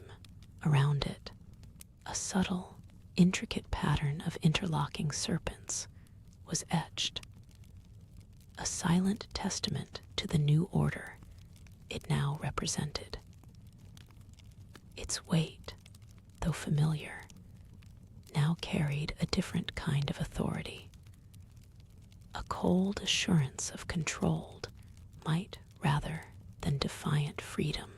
It was an instrument of order, wielded by a hand that had once defended a different truth. His heavy gaze slowly shifted from the silent cityscape, tracing the arc of the chamber's polished floor. Each step across the cool, seamless surface was deliberate, a rhythmically soft echo in the vast space. He moved towards the room's core, where a holographic projection table shimmered with a faint blue light, revealing intricate topographical lines of a world remade.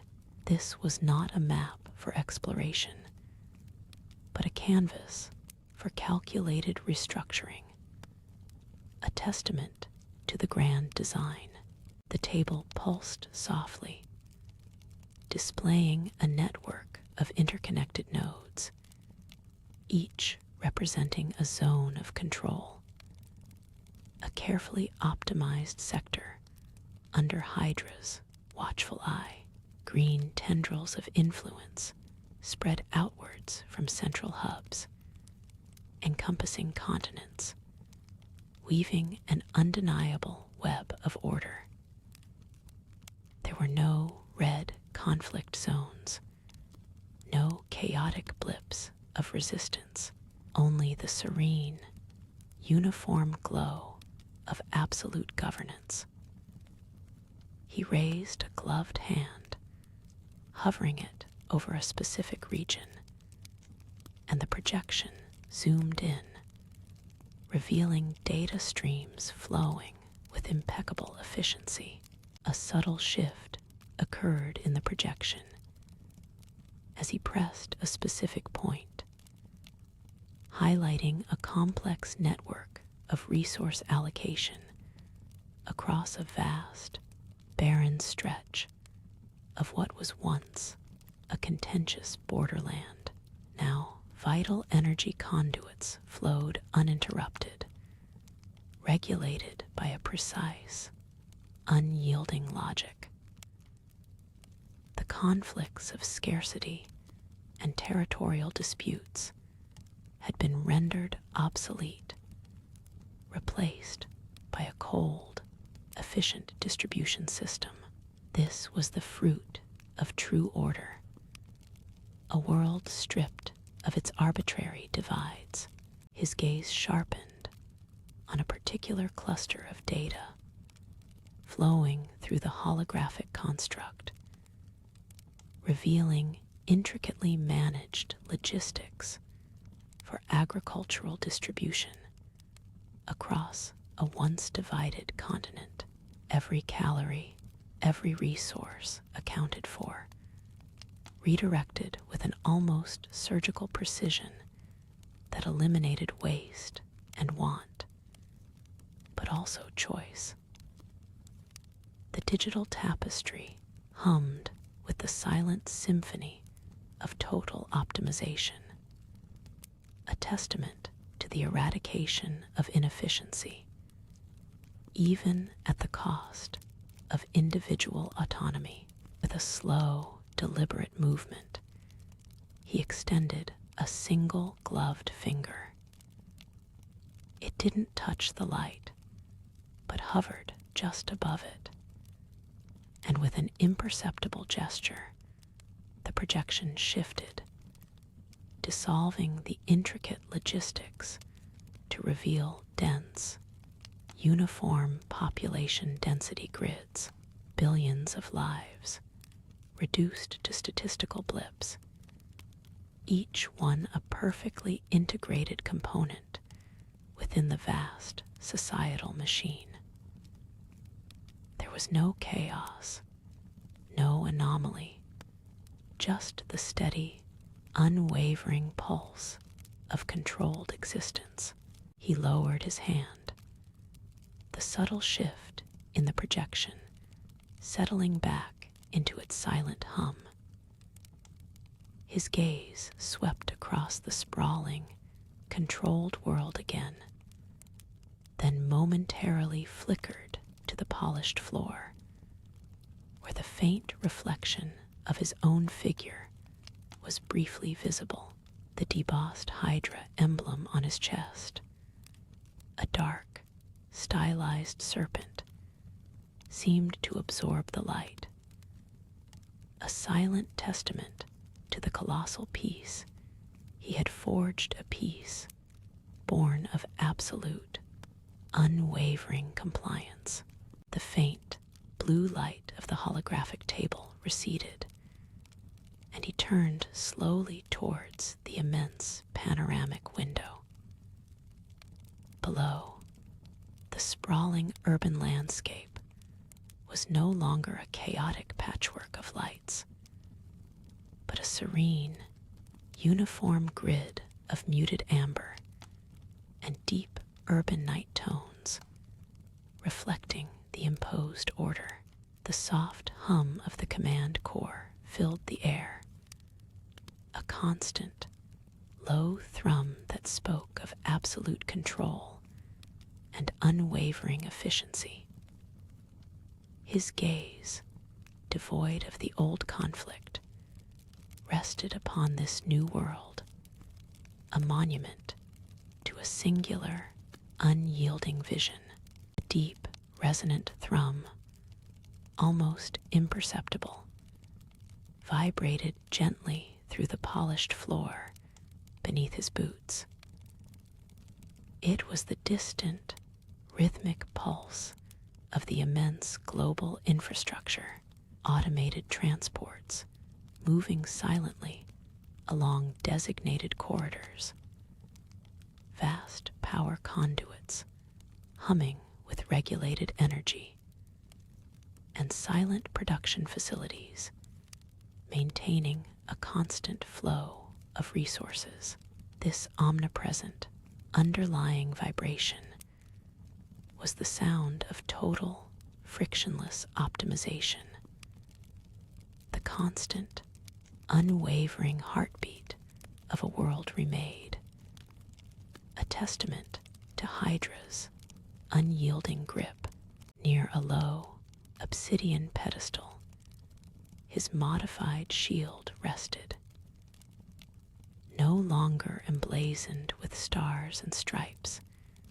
It now bore a stark, angular Hydra symbol, a crimson emblem against the deep, metallic blue of the shield's surface. Its pristine, unmarred finish reflected the muted ambient light, a silent testament to an era where the need for active conflict had been systematically eradicated. It was a tool of peace, yes, but a peace forged through an iron will, a constant reminder of the unwavering order it represented. The global pulse settled into the very air, a quiet affirmation of pervasive order. His gaze remained fixed on the horizon, but his thoughts, unburdened by past ideals, drifted. A subtle shift in the light caught the edge of his gauntlet, revealing the intricate, stylized serpent emblem, now seamlessly integrated into the dark, metallic weave. It was a silent testament to a choice made long ago, a quiet vow to dismantle the chaotic world he had once defended. No stars, no stripes, only the coiled power of a new, unyielding allegiance. The texture of the command console beneath his fingertips was cool, smooth, reflecting the absolute precision of every calculation, every decision that shaped this world. The console itself was a masterpiece of minimalist design, a single, vast surface of integrated displays that responded to the merest thought, not touch. It displayed a seamless, fluid projection of global data, resource allocation, energy flow, population welfare metrics, all flowing in perfect, harmonious rhythm.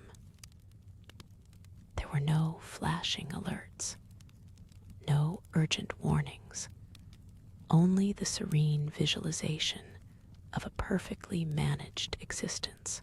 The faint, almost imperceptible hum that permeated the room was a constant lullaby, a mechanical reassurance that every variable was accounted for, every deviation corrected before it could manifest. The world outside, a vast, quiescent landscape, under the muted amber glow, mirrored the tranquil efficiency within these walls. Among the rivers of data, one particular stream held his attention. It was labeled the Global Dissonance Index, a metric Hydra had engineered to measure societal friction, protest, crime, inefficiency, even unsanctioned artistic expression. On the vast amber display, the index was a placid, unwavering line, hugging the baseline at a value so close to zero it was statistically perfect. For a world of 8 billion souls, it was an impossible, beautiful reality. He watched the line extend in real time, a testament not to oppression, but to liberation. Liberation from fear, from want, from the chaotic whims of unfiltered human nature, a flicker of intent, a thought more than a movement, and the global map dissolved. His gauntleted hand rose slightly, fingers held loosely in the air, not touching any surface. The constellation of data points responded to the gesture, coalescing, flowing into a new shape. The display zoomed silently and smoothly past continents and oceans, settling on a single, sprawling urban sector formerly known as Berlin. Now it was Citadel Germania, Hydra's European heart.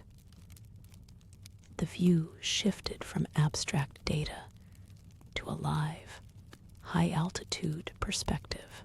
The silent perfection of the Citadel triggered a phantom sensation, a ghost of a memory from another life. It was the sound of Brooklyn. Not a specific sound, but the cacophony of it all, the distant wail of a siren, the overlapping shouts of vendors, the rumble of an elevated train, the discordant symphony of a million lives colliding, striving, and failing. He remembered the feeling of the crowd, the press of unpredictable bodies, the sheer, messy energy of it. In that life, he had called it freedom. Now, standing in the absolute silence of his spire, he recognized it for what it was, a disease. The ethereal glow of Citadel Germania receded, replaced by the hushed, almost reverent light within the central command chamber. Here, the meticulously ordered existence of the world outside found its core, its architect.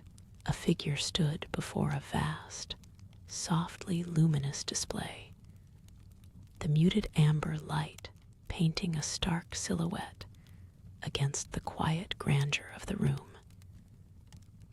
The air was still, thick with the weight of absolute control.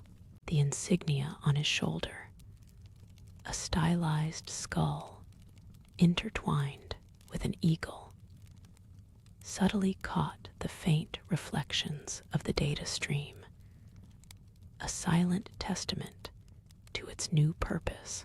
His stance was unwavering, a monument of disciplined authority, his gaze fixed on the ever-flowing metrics of the global system. The lines of his dark, metallic uniform, once adorned with symbols of democratic freedom, now spoke of a different kind of unity, a formidable, unyielding order forged through absolute precision. His famed shield, once a vibrant beacon of defiant freedom, now rested silently beside him, leaning against a low, sleek console. Its familiar circular form had been reforged, darker, emblazoned with a subtle, yet unmistakable, Hydra emblem in place of the star. Its polished surface, devoid of its former patriotic colors, reflected the placid stream of global metrics, a silent testament to a world reordered, pacified under a singular, unbreakable will, bathed in the tranquil, muted amber glow of the chamber. The profound silence of the chamber was not empty, but full filled with the hushed hum of unseen processors, the faint whisper of filtered air, and the immense, almost palpable weight of a world pacified. His gaze, once reflecting the starry ideals of a bygone era, now held the cold, unwavering resolve of an architect of absolute order. A single, almost imperceptible tremor, a ghost of a memory, touched the corner of his lips before dissipating into the stoic lines of his face. He remembered the cacophony, the dissent, the endless arguments that had once defined freedom. Now, there was only one voice, one truth, echoed in the synchronized pulse of 8 billion lives. The data stream on the vast display, a tapestry of global conformity, showed no aberrations, no resistance. It was a perfect, unwavering flatline, a testament to the iron grip of a unity forged not through consensus, but through meticulous, comprehensive control. His gaze drifted from the abstract metrics to a specific projection on the smaller console. It showed a delicate latticework of energy signatures interwoven across the global landscape, a silent, invisible net. This was the Sentinel Grid, Hydra's pervasive network of automated surveillance and preemptive intervention. It didn't merely monitor, it anticipated. Small fluctuations in local energy consumption, unusual communication patterns, even subtle shifts in public sentiment detected by deep learning algorithms, all were aggregated, analyzed, and if necessary, gently redirected. No heavy-handed force, no overt oppression was typically required. With a final, lingering glance at the main display, a canvas of statistical serenity, he turned away. His footsteps, deliberate and measured, echoed softly in the vast chamber as he approached the hidden door. It slid open without a sound, revealing a short, dimly lit corridor that led to his private sanctuary. This was not the opulent suite of a dictator, but a stark, almost monastic room, its walls bare, its furnishings minimal. A simple cot, a small table, and a single, unadorned chair comprised its entirety. The air here felt cooler, free from the subtle hum of the command center's technology, offering a different kind of quiet. The latticework of energy signatures on the vast display pulsed with a faint, almost organic light, mapping the pacified world in a tapestry of muted blues and greens, each delicate filament, a silent nerve ending in a global organism, represented a myriad of connections, a neural pathway in the immense, integrated consciousness of the new order below the abstract beauty. Algorithms tirelessly churned through an ocean of data, analyzing not just large-scale geopolitical shifts, but the most intricate minutiae of individual lives.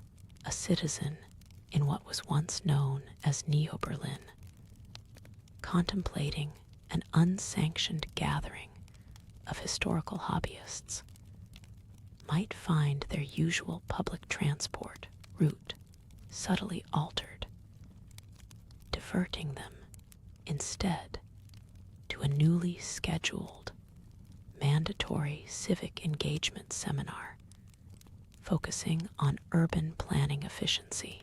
The seminar, of course, would be presented by a charismatic, state-approved speaker whose subtle rhetoric would guide their thoughts towards collective responsibility rather than individual expression. Another in the sprawling Pacifica district, 7, idly musing on forbidden pre-unification, historical texts found in a forgotten digital archive, would suddenly receive an urgent notification for a community data cleanse task. He remembered the weight of the old shield, its vibrant star a beacon in chaotic times, a symbol of division as much as unity. For every side had its own star, its own banner to rally behind. Now, no such physical symbol was needed for him. His presence alone, the very air he breathed in this silent dominion, was the emblem of their absolute order. His gloved hand, the same hand that once hoisted the stars and stripes, rested lightly on the console's cool, polished surface, betraying no tremor, no lingering doubt. The quiet, almost reverent hum of the room, once a potential source of unease in the cacophony of his former life. A life filled with clanging alarms, shouting commands, and the ceaseless clamor of argument, was now a comforting lullaby. It was a testament to the unceasing vigilance that maintained their deep, unshakable peace. He had seen the chaos, the endless debates that spiraled into inaction, the paralyzing indecision that had masqueraded as freedom dissolving nations into feuding factions. Behind him, seamlessly embedded within the polished dark wall that formed one side of the immense chamber, a subtle, stylized Hydra emblem was barely visible. It was not emblazoned in bold colors, nor did it jut out aggressively. Instead, it was a ghost of a symbol, catching the low, diffused light like a predatory whisper, a shadow asserting its silent dominance. It wasn't overt, no grand banner to rally troops, but a constant, quiet reminder of the monolithic power it represented, a testament to the fact that true control needed no boastful display. The chamber itself, though immense and filled with cutting-edge technology, felt less like a utilitarian fortress and more like a sacred temple dedicated to the worship of perfect order, a sanctuary of control above the consoles, a series of discrete data conduits, like intricate, glowing veins, traced their silent path across the high, arched ceiling, and disappeared into unseen layers of the vast facility, silently channeling the immense flow of global information. Each conduit hummed with a soft, almost inaudible frequency, a heartbeat of the digital world, connecting every sensor, every citizen, every data point into one coherent whole.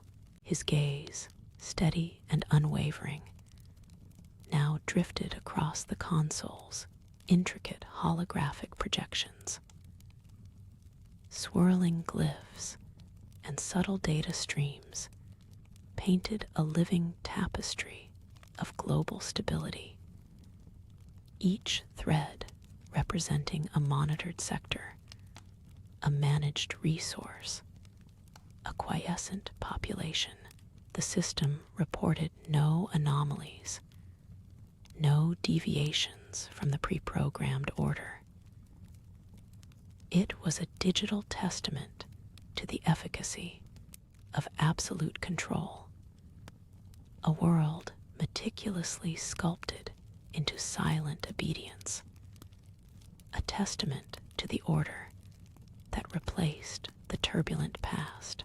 He felt the cold, hard logic of it settle deep within him, a stark contrast to the volatile emotions that once dictated the fate of nations, ensuring no return to the fracturing chaos. A faint, almost imperceptible tremor, not of doubt, but of a deep, historical understanding, passed through him.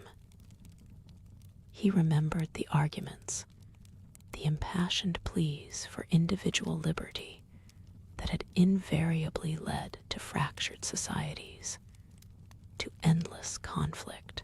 Here, in this era of absolute calm, such inefficiencies were eradicated, systematically pruned from the collective consciousness. Every citizen's journey, every thought, every aspiration, woven into the greater design, observed and guided.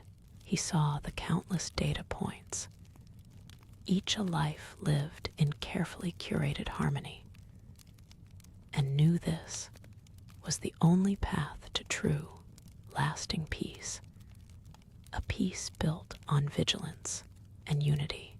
The soft, almost imperceptible vibration emanating from the very walls of the chamber was a constant, low thrum, a silent song of omnipresent infrastructure.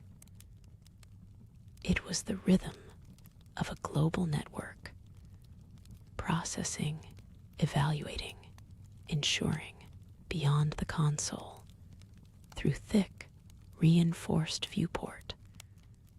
The monolithic spires of Neo-Berlin rose into a perpetually twilight sky, their stark lines a testament to the order he had helped forge. Each building, a cog in the grand machine, each street, a vein carrying the lifeblood of their unified purpose, all operating with quiet, unquestioning efficiency. His fingers, once accustomed to the rough texture of a shield strap, now rested lightly upon a polished, dark desk. The hum of the console was the only sound, a low, steady thrum that echoed the rhythm of the city beyond the reinforced walls of the command center. He leaned back slightly, the ergonomic curve of his chair a silent testament to the advanced engineering he now commanded. A faint, almost imperceptible gleam caught his eye, a small, dark insignia subtly embossed into the desktop. A stylized, multi-headed serpent. It was a constant, quiet reminder of the power he wielded and the organization that had promised him the only true path to global order. This emblem, once reviled, was now the very symbol of the quiet stability he had forged. A faint, almost imperceptible whirring from a nearby server rack punctuated the silence, a testament to the unseen mechanisms constantly at work beneath the surface of their peaceful dominion. Beyond the darkened viewport, the city lights twinkled in precise, grid-like formations, not scattered haphazardly, but arranged with a chilling, deliberate symmetry.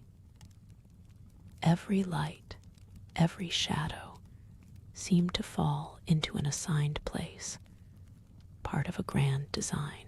There were no flickering neon signs, no chaotic advertisements vying for attention, just the muted glow of functional street lamps and buildings, illuminating a path of predictable order. It was a city that slept soundly, watched over by the unblinking eye of a meticulously managed system. He closed his eyes for a moment, letting the gentle pressure of his fingers against the cool, dark surface anchor him. He recalled the countless faces from old photographs, faces etched with worry, fear, and the grinding weariness of endless struggle. He remembered the desperate pleas for leadership, the cries for someone to simply make the difficult choices, to bring an end to the ceaseless, petty conflicts. Here, in this era, such anguish was a distant echo, a ghost of a past that had to be overcome. The path had been arduous, marked by hard decisions and sacrifices, but the profound, all-encompassing stillness of the present was its undeniable vindication. This quiet, unbroken peace, a stark contrast to the volatile emotions that once dictated the fate of nations, ensured no return to the fracturing chaos. He shifted, a faint whisper of dark fabric against the supple leather of his chair. The uniform he wore was not the vibrant blue he once championed, but a deep, almost indigo hue, woven with threads that seemed to absorb the light rather than reflect it. A silvered, seven-pointed star, subtly integrated with a stylized serpent, gleamed dully on his chest. It was a symbol of his authority, a quiet declaration of the world's changed allegiance. His gaze drifted from the city's ordered glow to the holographic display hovering above his desk. It projected intricate diagrams of energy grids and automated transport routes, all moving with a flawless, programmed precision.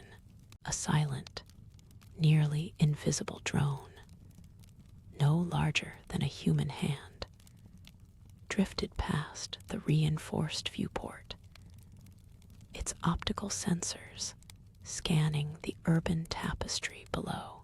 Its presence was a reassurance, a tiny, tireless guardian in the vast network of observation. He had built this piece, brick by careful brick, from the ashes of a chaotic world. The lingering echoes of past conflicts, of vibrant, unruly dissent, were now mere whispers in the curated archives of history. The air in the command center was cool, filtered, carrying no scent of the outside world, only the sterile tang of technology. He thought of the citizens, sleeping soundly in their symmetrical dwellings, unaware of the ceaseless vigil that maintained their tranquil existence. His eyes lingered on a display rack nearby, where a familiar shape rested. It was a shield, undeniably, but transformed. The star was gone, replaced by a larger, more intricate version of the multi-headed serpent insignia, deeply etched into the vibranium's surface. Its once vibrant red and white had been absorbed into a deep, metallic gray, with subtle highlights of crimson pulsing faintly from within the serpent's eyes. It was still a symbol of protection, but now a symbol of absolute, unyielding enforcement.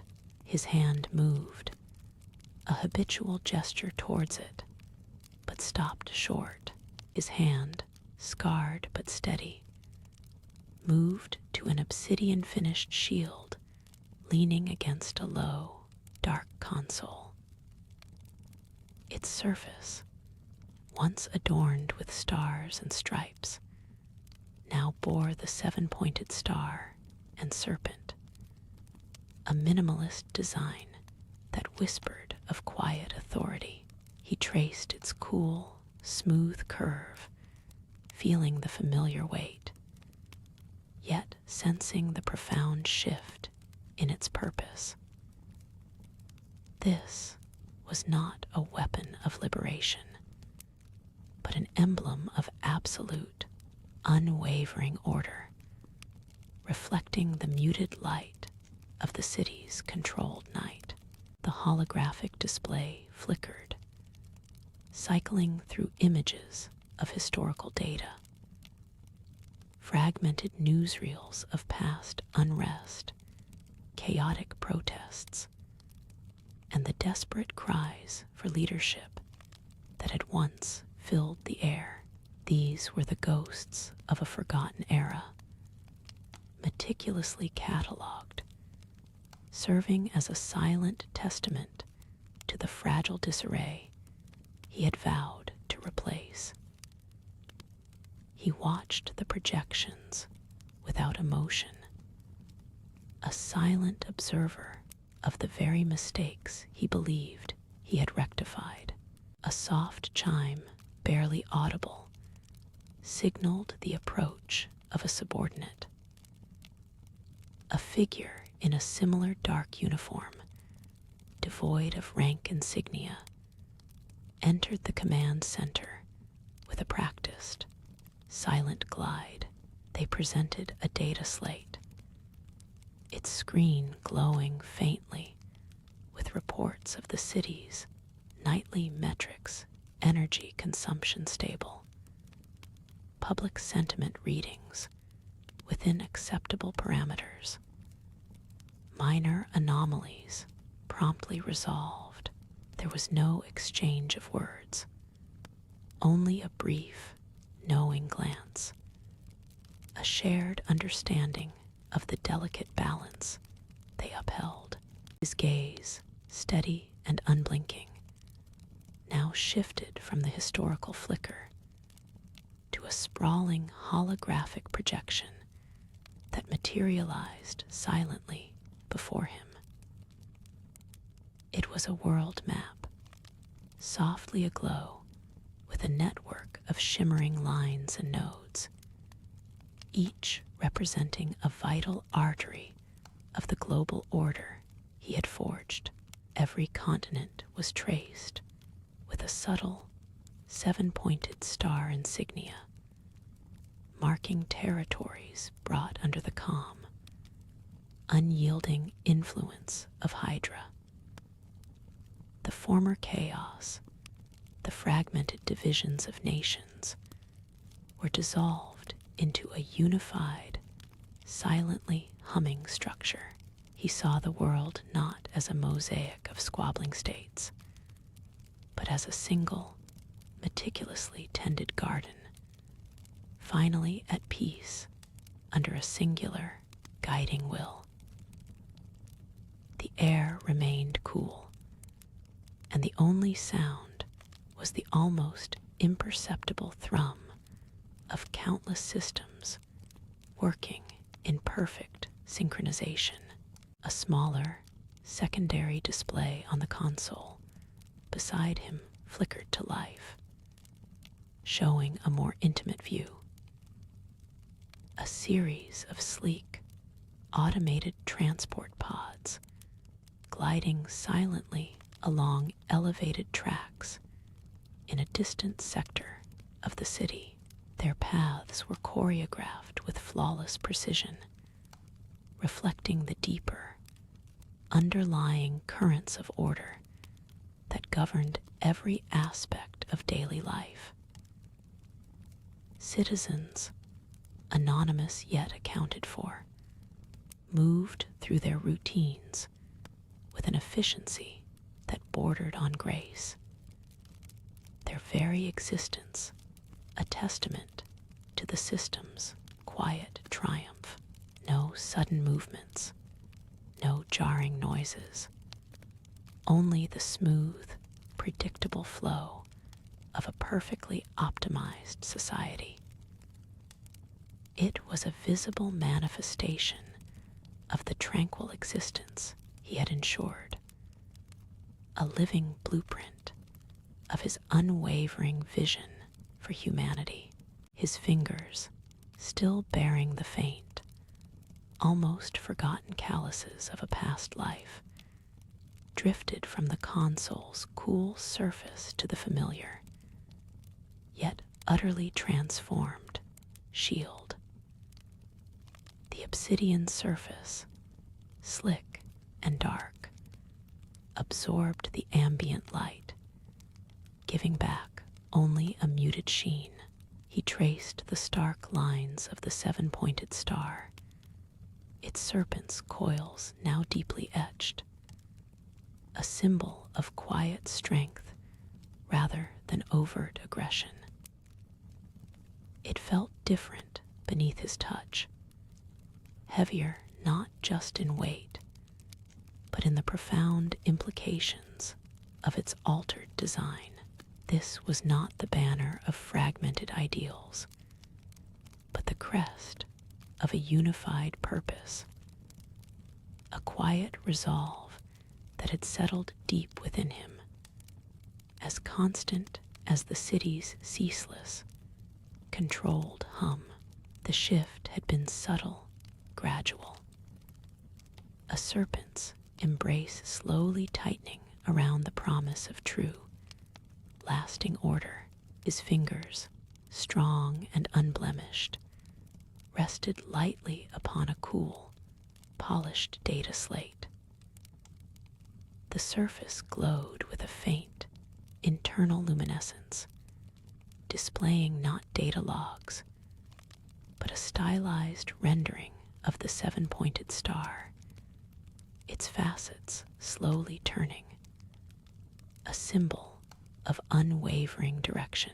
It was a tangible anchor in this silent chamber, a reminder of the foundational principles that had guided his every decision. The air itself seemed to carry a faint, metallic scent, clean and sterile, reflecting the flawless environment he maintained. No dust motes danced in the diffused light. No imperfection marred the sleek lines of the surrounding console. This perfection was not merely aesthetic. It was an extension of the systemic purity he had imposed upon the world, a mirror of the disciplined quiet that now settled over all things. A soft, almost musical chime, barely audible, emanated from a small, integrated speaker on the console. It was a pre-scheduled reminder, not for a meeting, but for an atmospheric calibration sequence in a distant agricultural dome, ensuring optimal growth conditions for the carefully managed food supply. The thought of controlled ecosystems thriving in harmonious balance brought a subtle, almost imperceptible shift in the rigid lines of his posture. It was another facet of the grand design, where even nature was guided toward a state of predictable abundance, free from the chaotic fluctuations of the past. The drone of the unseen systems continued its low, steady song, a lullaby of technological dominion. Beyond the panoramic window, the city lights twinkled in perfect, symmetrical grids, a testament to planned urban development. Yet, for a brief instant, his eyes seemed to trace the faint, almost ghostly outline of an older structure, perhaps a forgotten church spire, now integrated into the monolithic new architecture, its former purpose silently erased.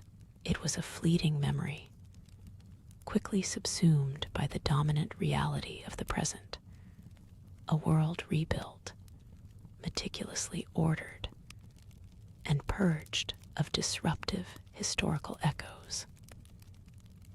The tranquil hum of the control room served as a constant affirmation of this new dawn, a peaceful, unyielding triumph over the entropy he once fought, and ultimately redefined. His gaze, which had been fixed on the turning star, subtly shifted towards the vast, reinforced viewport that comprised one wall of the chamber. Beyond the crystalline barrier, a panorama of the city stretched, not a chaotic sprawl, but a meticulously organized grid of towering structures, their surfaces reflecting the soft, controlled glow of distant energy grids. Each building seemed to hum with the same silent efficiency as his command center, a testament to the uniform order that now governed every facet of existence.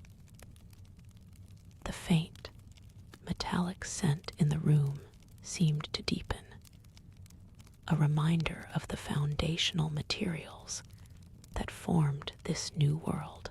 The distant, regulated traffic, flowing in synchronized patterns along elevated sky lanes, created an almost imperceptible, low thrum against the glass. It was a rhythm of quiet dominion, a ceaseless, controlled movement that echoed the systemic purity he had enforced across continents. There were no unexpected halts, no sudden deviations, only the measured progress of a society operating without friction. This silent ballet of progress was a direct result of the difficult choices made, the chaos meticulously purged, and the individual wills gently realigned towards the collective. His other hand, equally unblemished, now moved with a deliberate slowness towards the console, settling near a small, darkened compartment. It was not a gesture of command, but of quiet affirmation. Within that recess, unseen by the city below, rested a modified shield, its vibrant star and stripes replaced by the stark, seven-pointed Hydra symbol, an obsidian black against a field of deep, metallic silver. Its presence was a silent vow, a tangible representation of the altered oath and the new allegiance that anchored this tranquil, ordered world. He moved from the viewport, his boots barely whispering on the polished, reinforced floor. The material of his uniform, a deep, muted blue, almost black in the chamber's controlled ambient light, felt different against his skin than the star-spangled canvas of old. It was thicker, more resilient, interwoven with subtle, almost imperceptible metallic threads that hummed with a faint, internal energy. His hand, calloused from countless battles, both old and new, drifted towards a dark console, its surface glowing with a soft, persistent green light. This console represented the nerve center of his dominion, a nexus where every pulse of the controlled city outside was registered and analyzed. The faint whir of internal mechanisms within the device was a constant, almost soothing companion, a testament to the unerring precision of the systems he oversaw. His fingers, precise and deliberate, hovered over the holographic projections that shimmered above the console.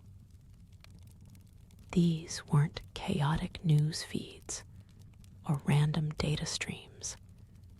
They were intricate schematics of resource allocation, energy distribution, and most crucially, the psychological well-being metrics of various sectors.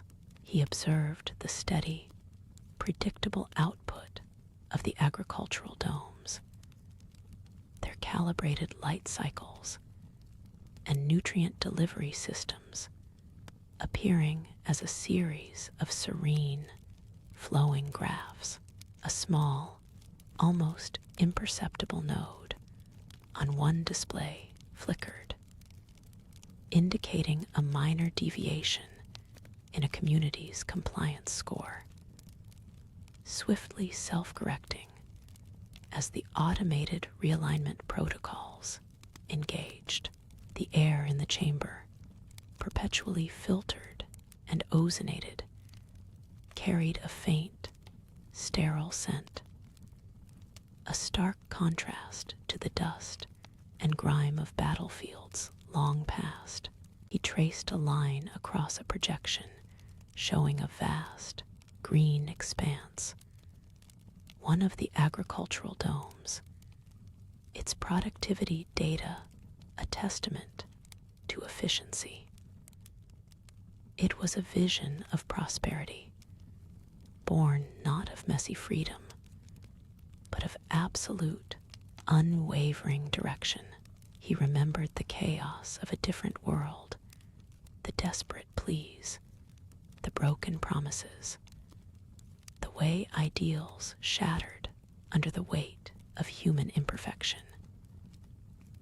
The shield now resting against a support pillar behind him, was no longer a vibrant symbol of individual liberty, but a darkened, reinforced disk bearing a stylized crimson skull where the star once shone, its surface, polished to a dull sheen, reflected the controlled glow of the console, a silent echo of the transformation. A faint, almost imperceptible tremor ran through the floor, a distant, muffled echo from one of the deep energy conduits beneath the city, a reminder of the raw, untamed power harnessed to maintain this peace. He lifted his hand from the console, the faint green light momentarily reflecting on the deep blue of his sleeve.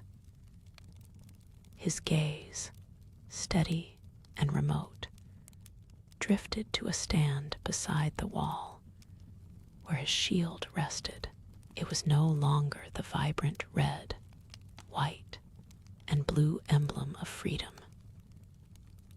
Instead, its concentric circles were rendered in muted steel and obsidian, with a stark, crimson Hydra insignia at its core, replacing the star.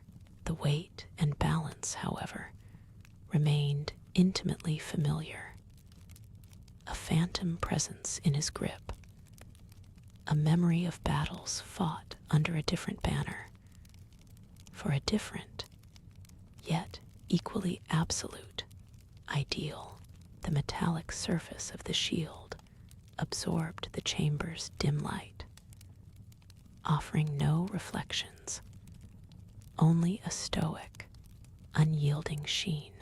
The hum of the internal mechanisms seemed to deepen, a low, resonant thrum that vibrated through the floor and up into his boots.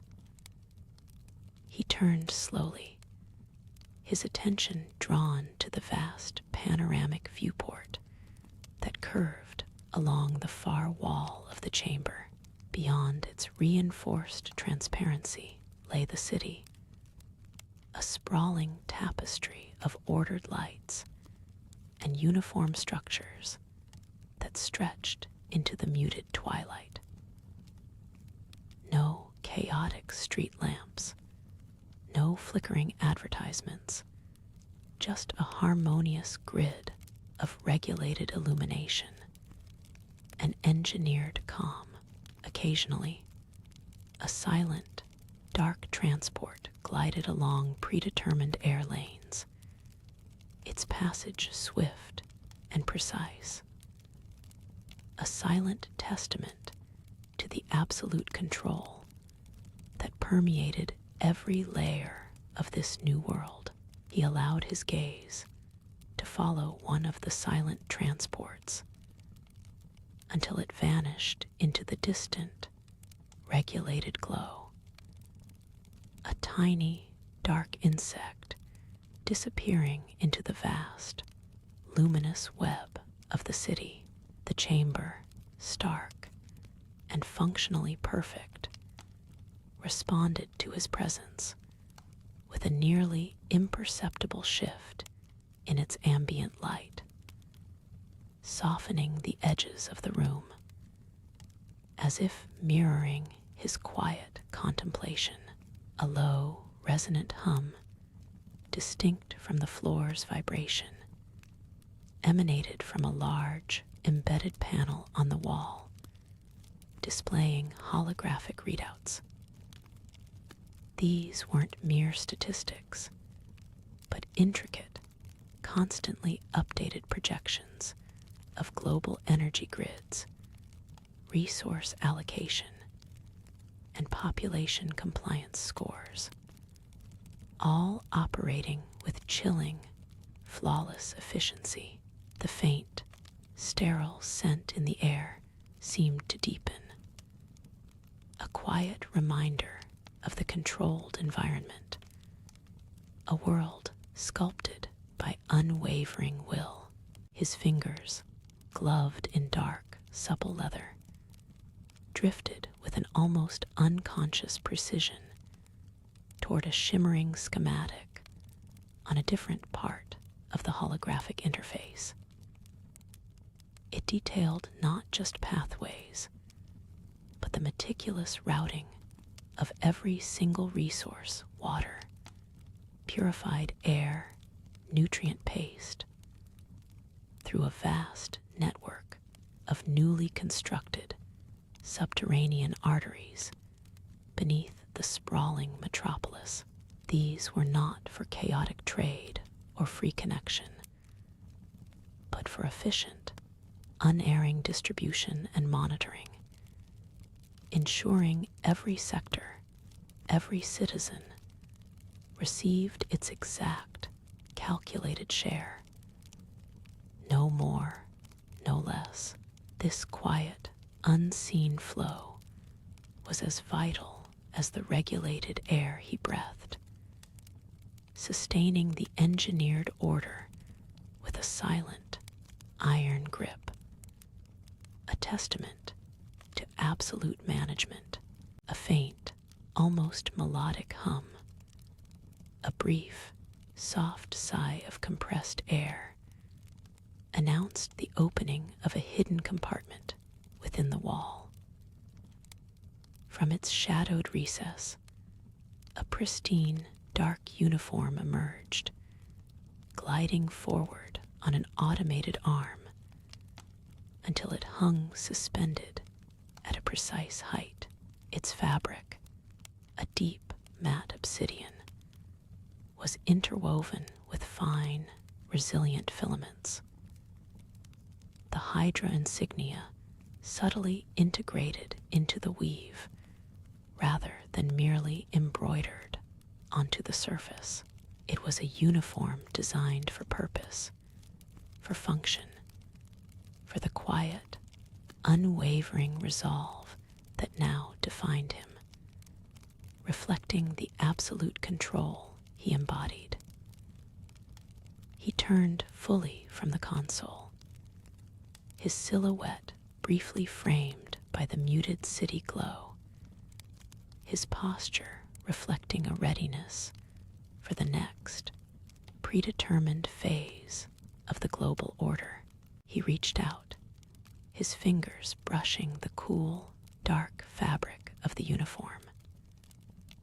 There was no need for adornment, no flashy insignia beyond the subtle crimson symbol that spoke volumes to those who understood.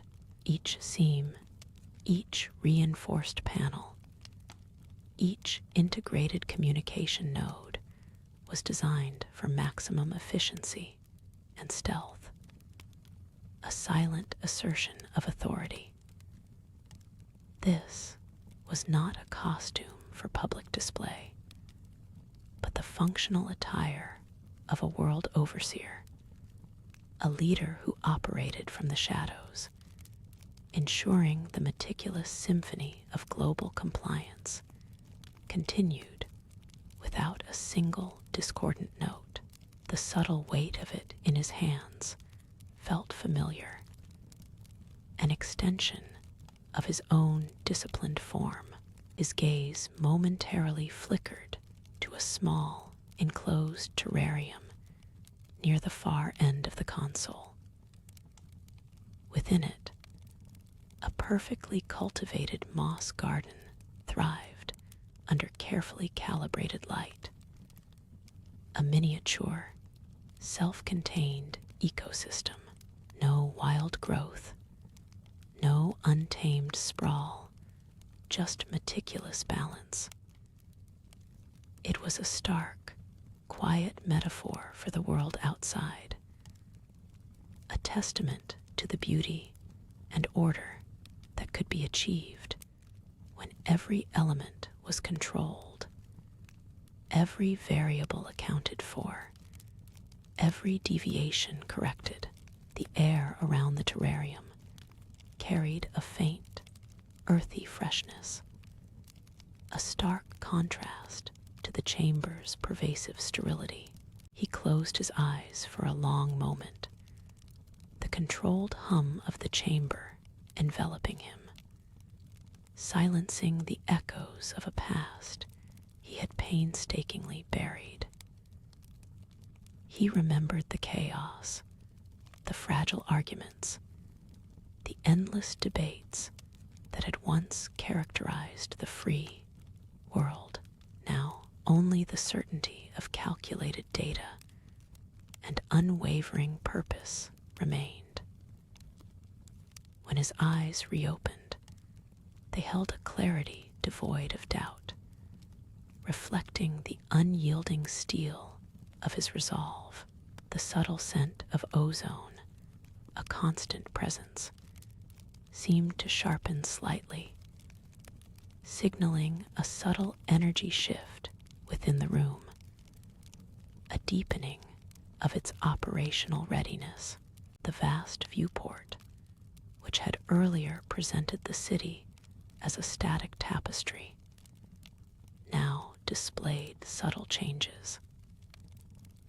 A series of faint green lines, almost imperceptible against the muted twilight, began to trace new, temporary pathways in the air lanes. These indicated minor, scheduled reroutings of supply transports, an elegant dance of logistics that unfolded silently, precisely. It was a glimpse into the constant, living ebb and flow of Hydra's managed world, where even the air itself was a mapped and controlled domain. Every movement accounted for, every contingency preempted. He moved with a quiet grace toward the central console, his shadow stretching long across the polished floor, briefly obscuring the glowing holographic projections.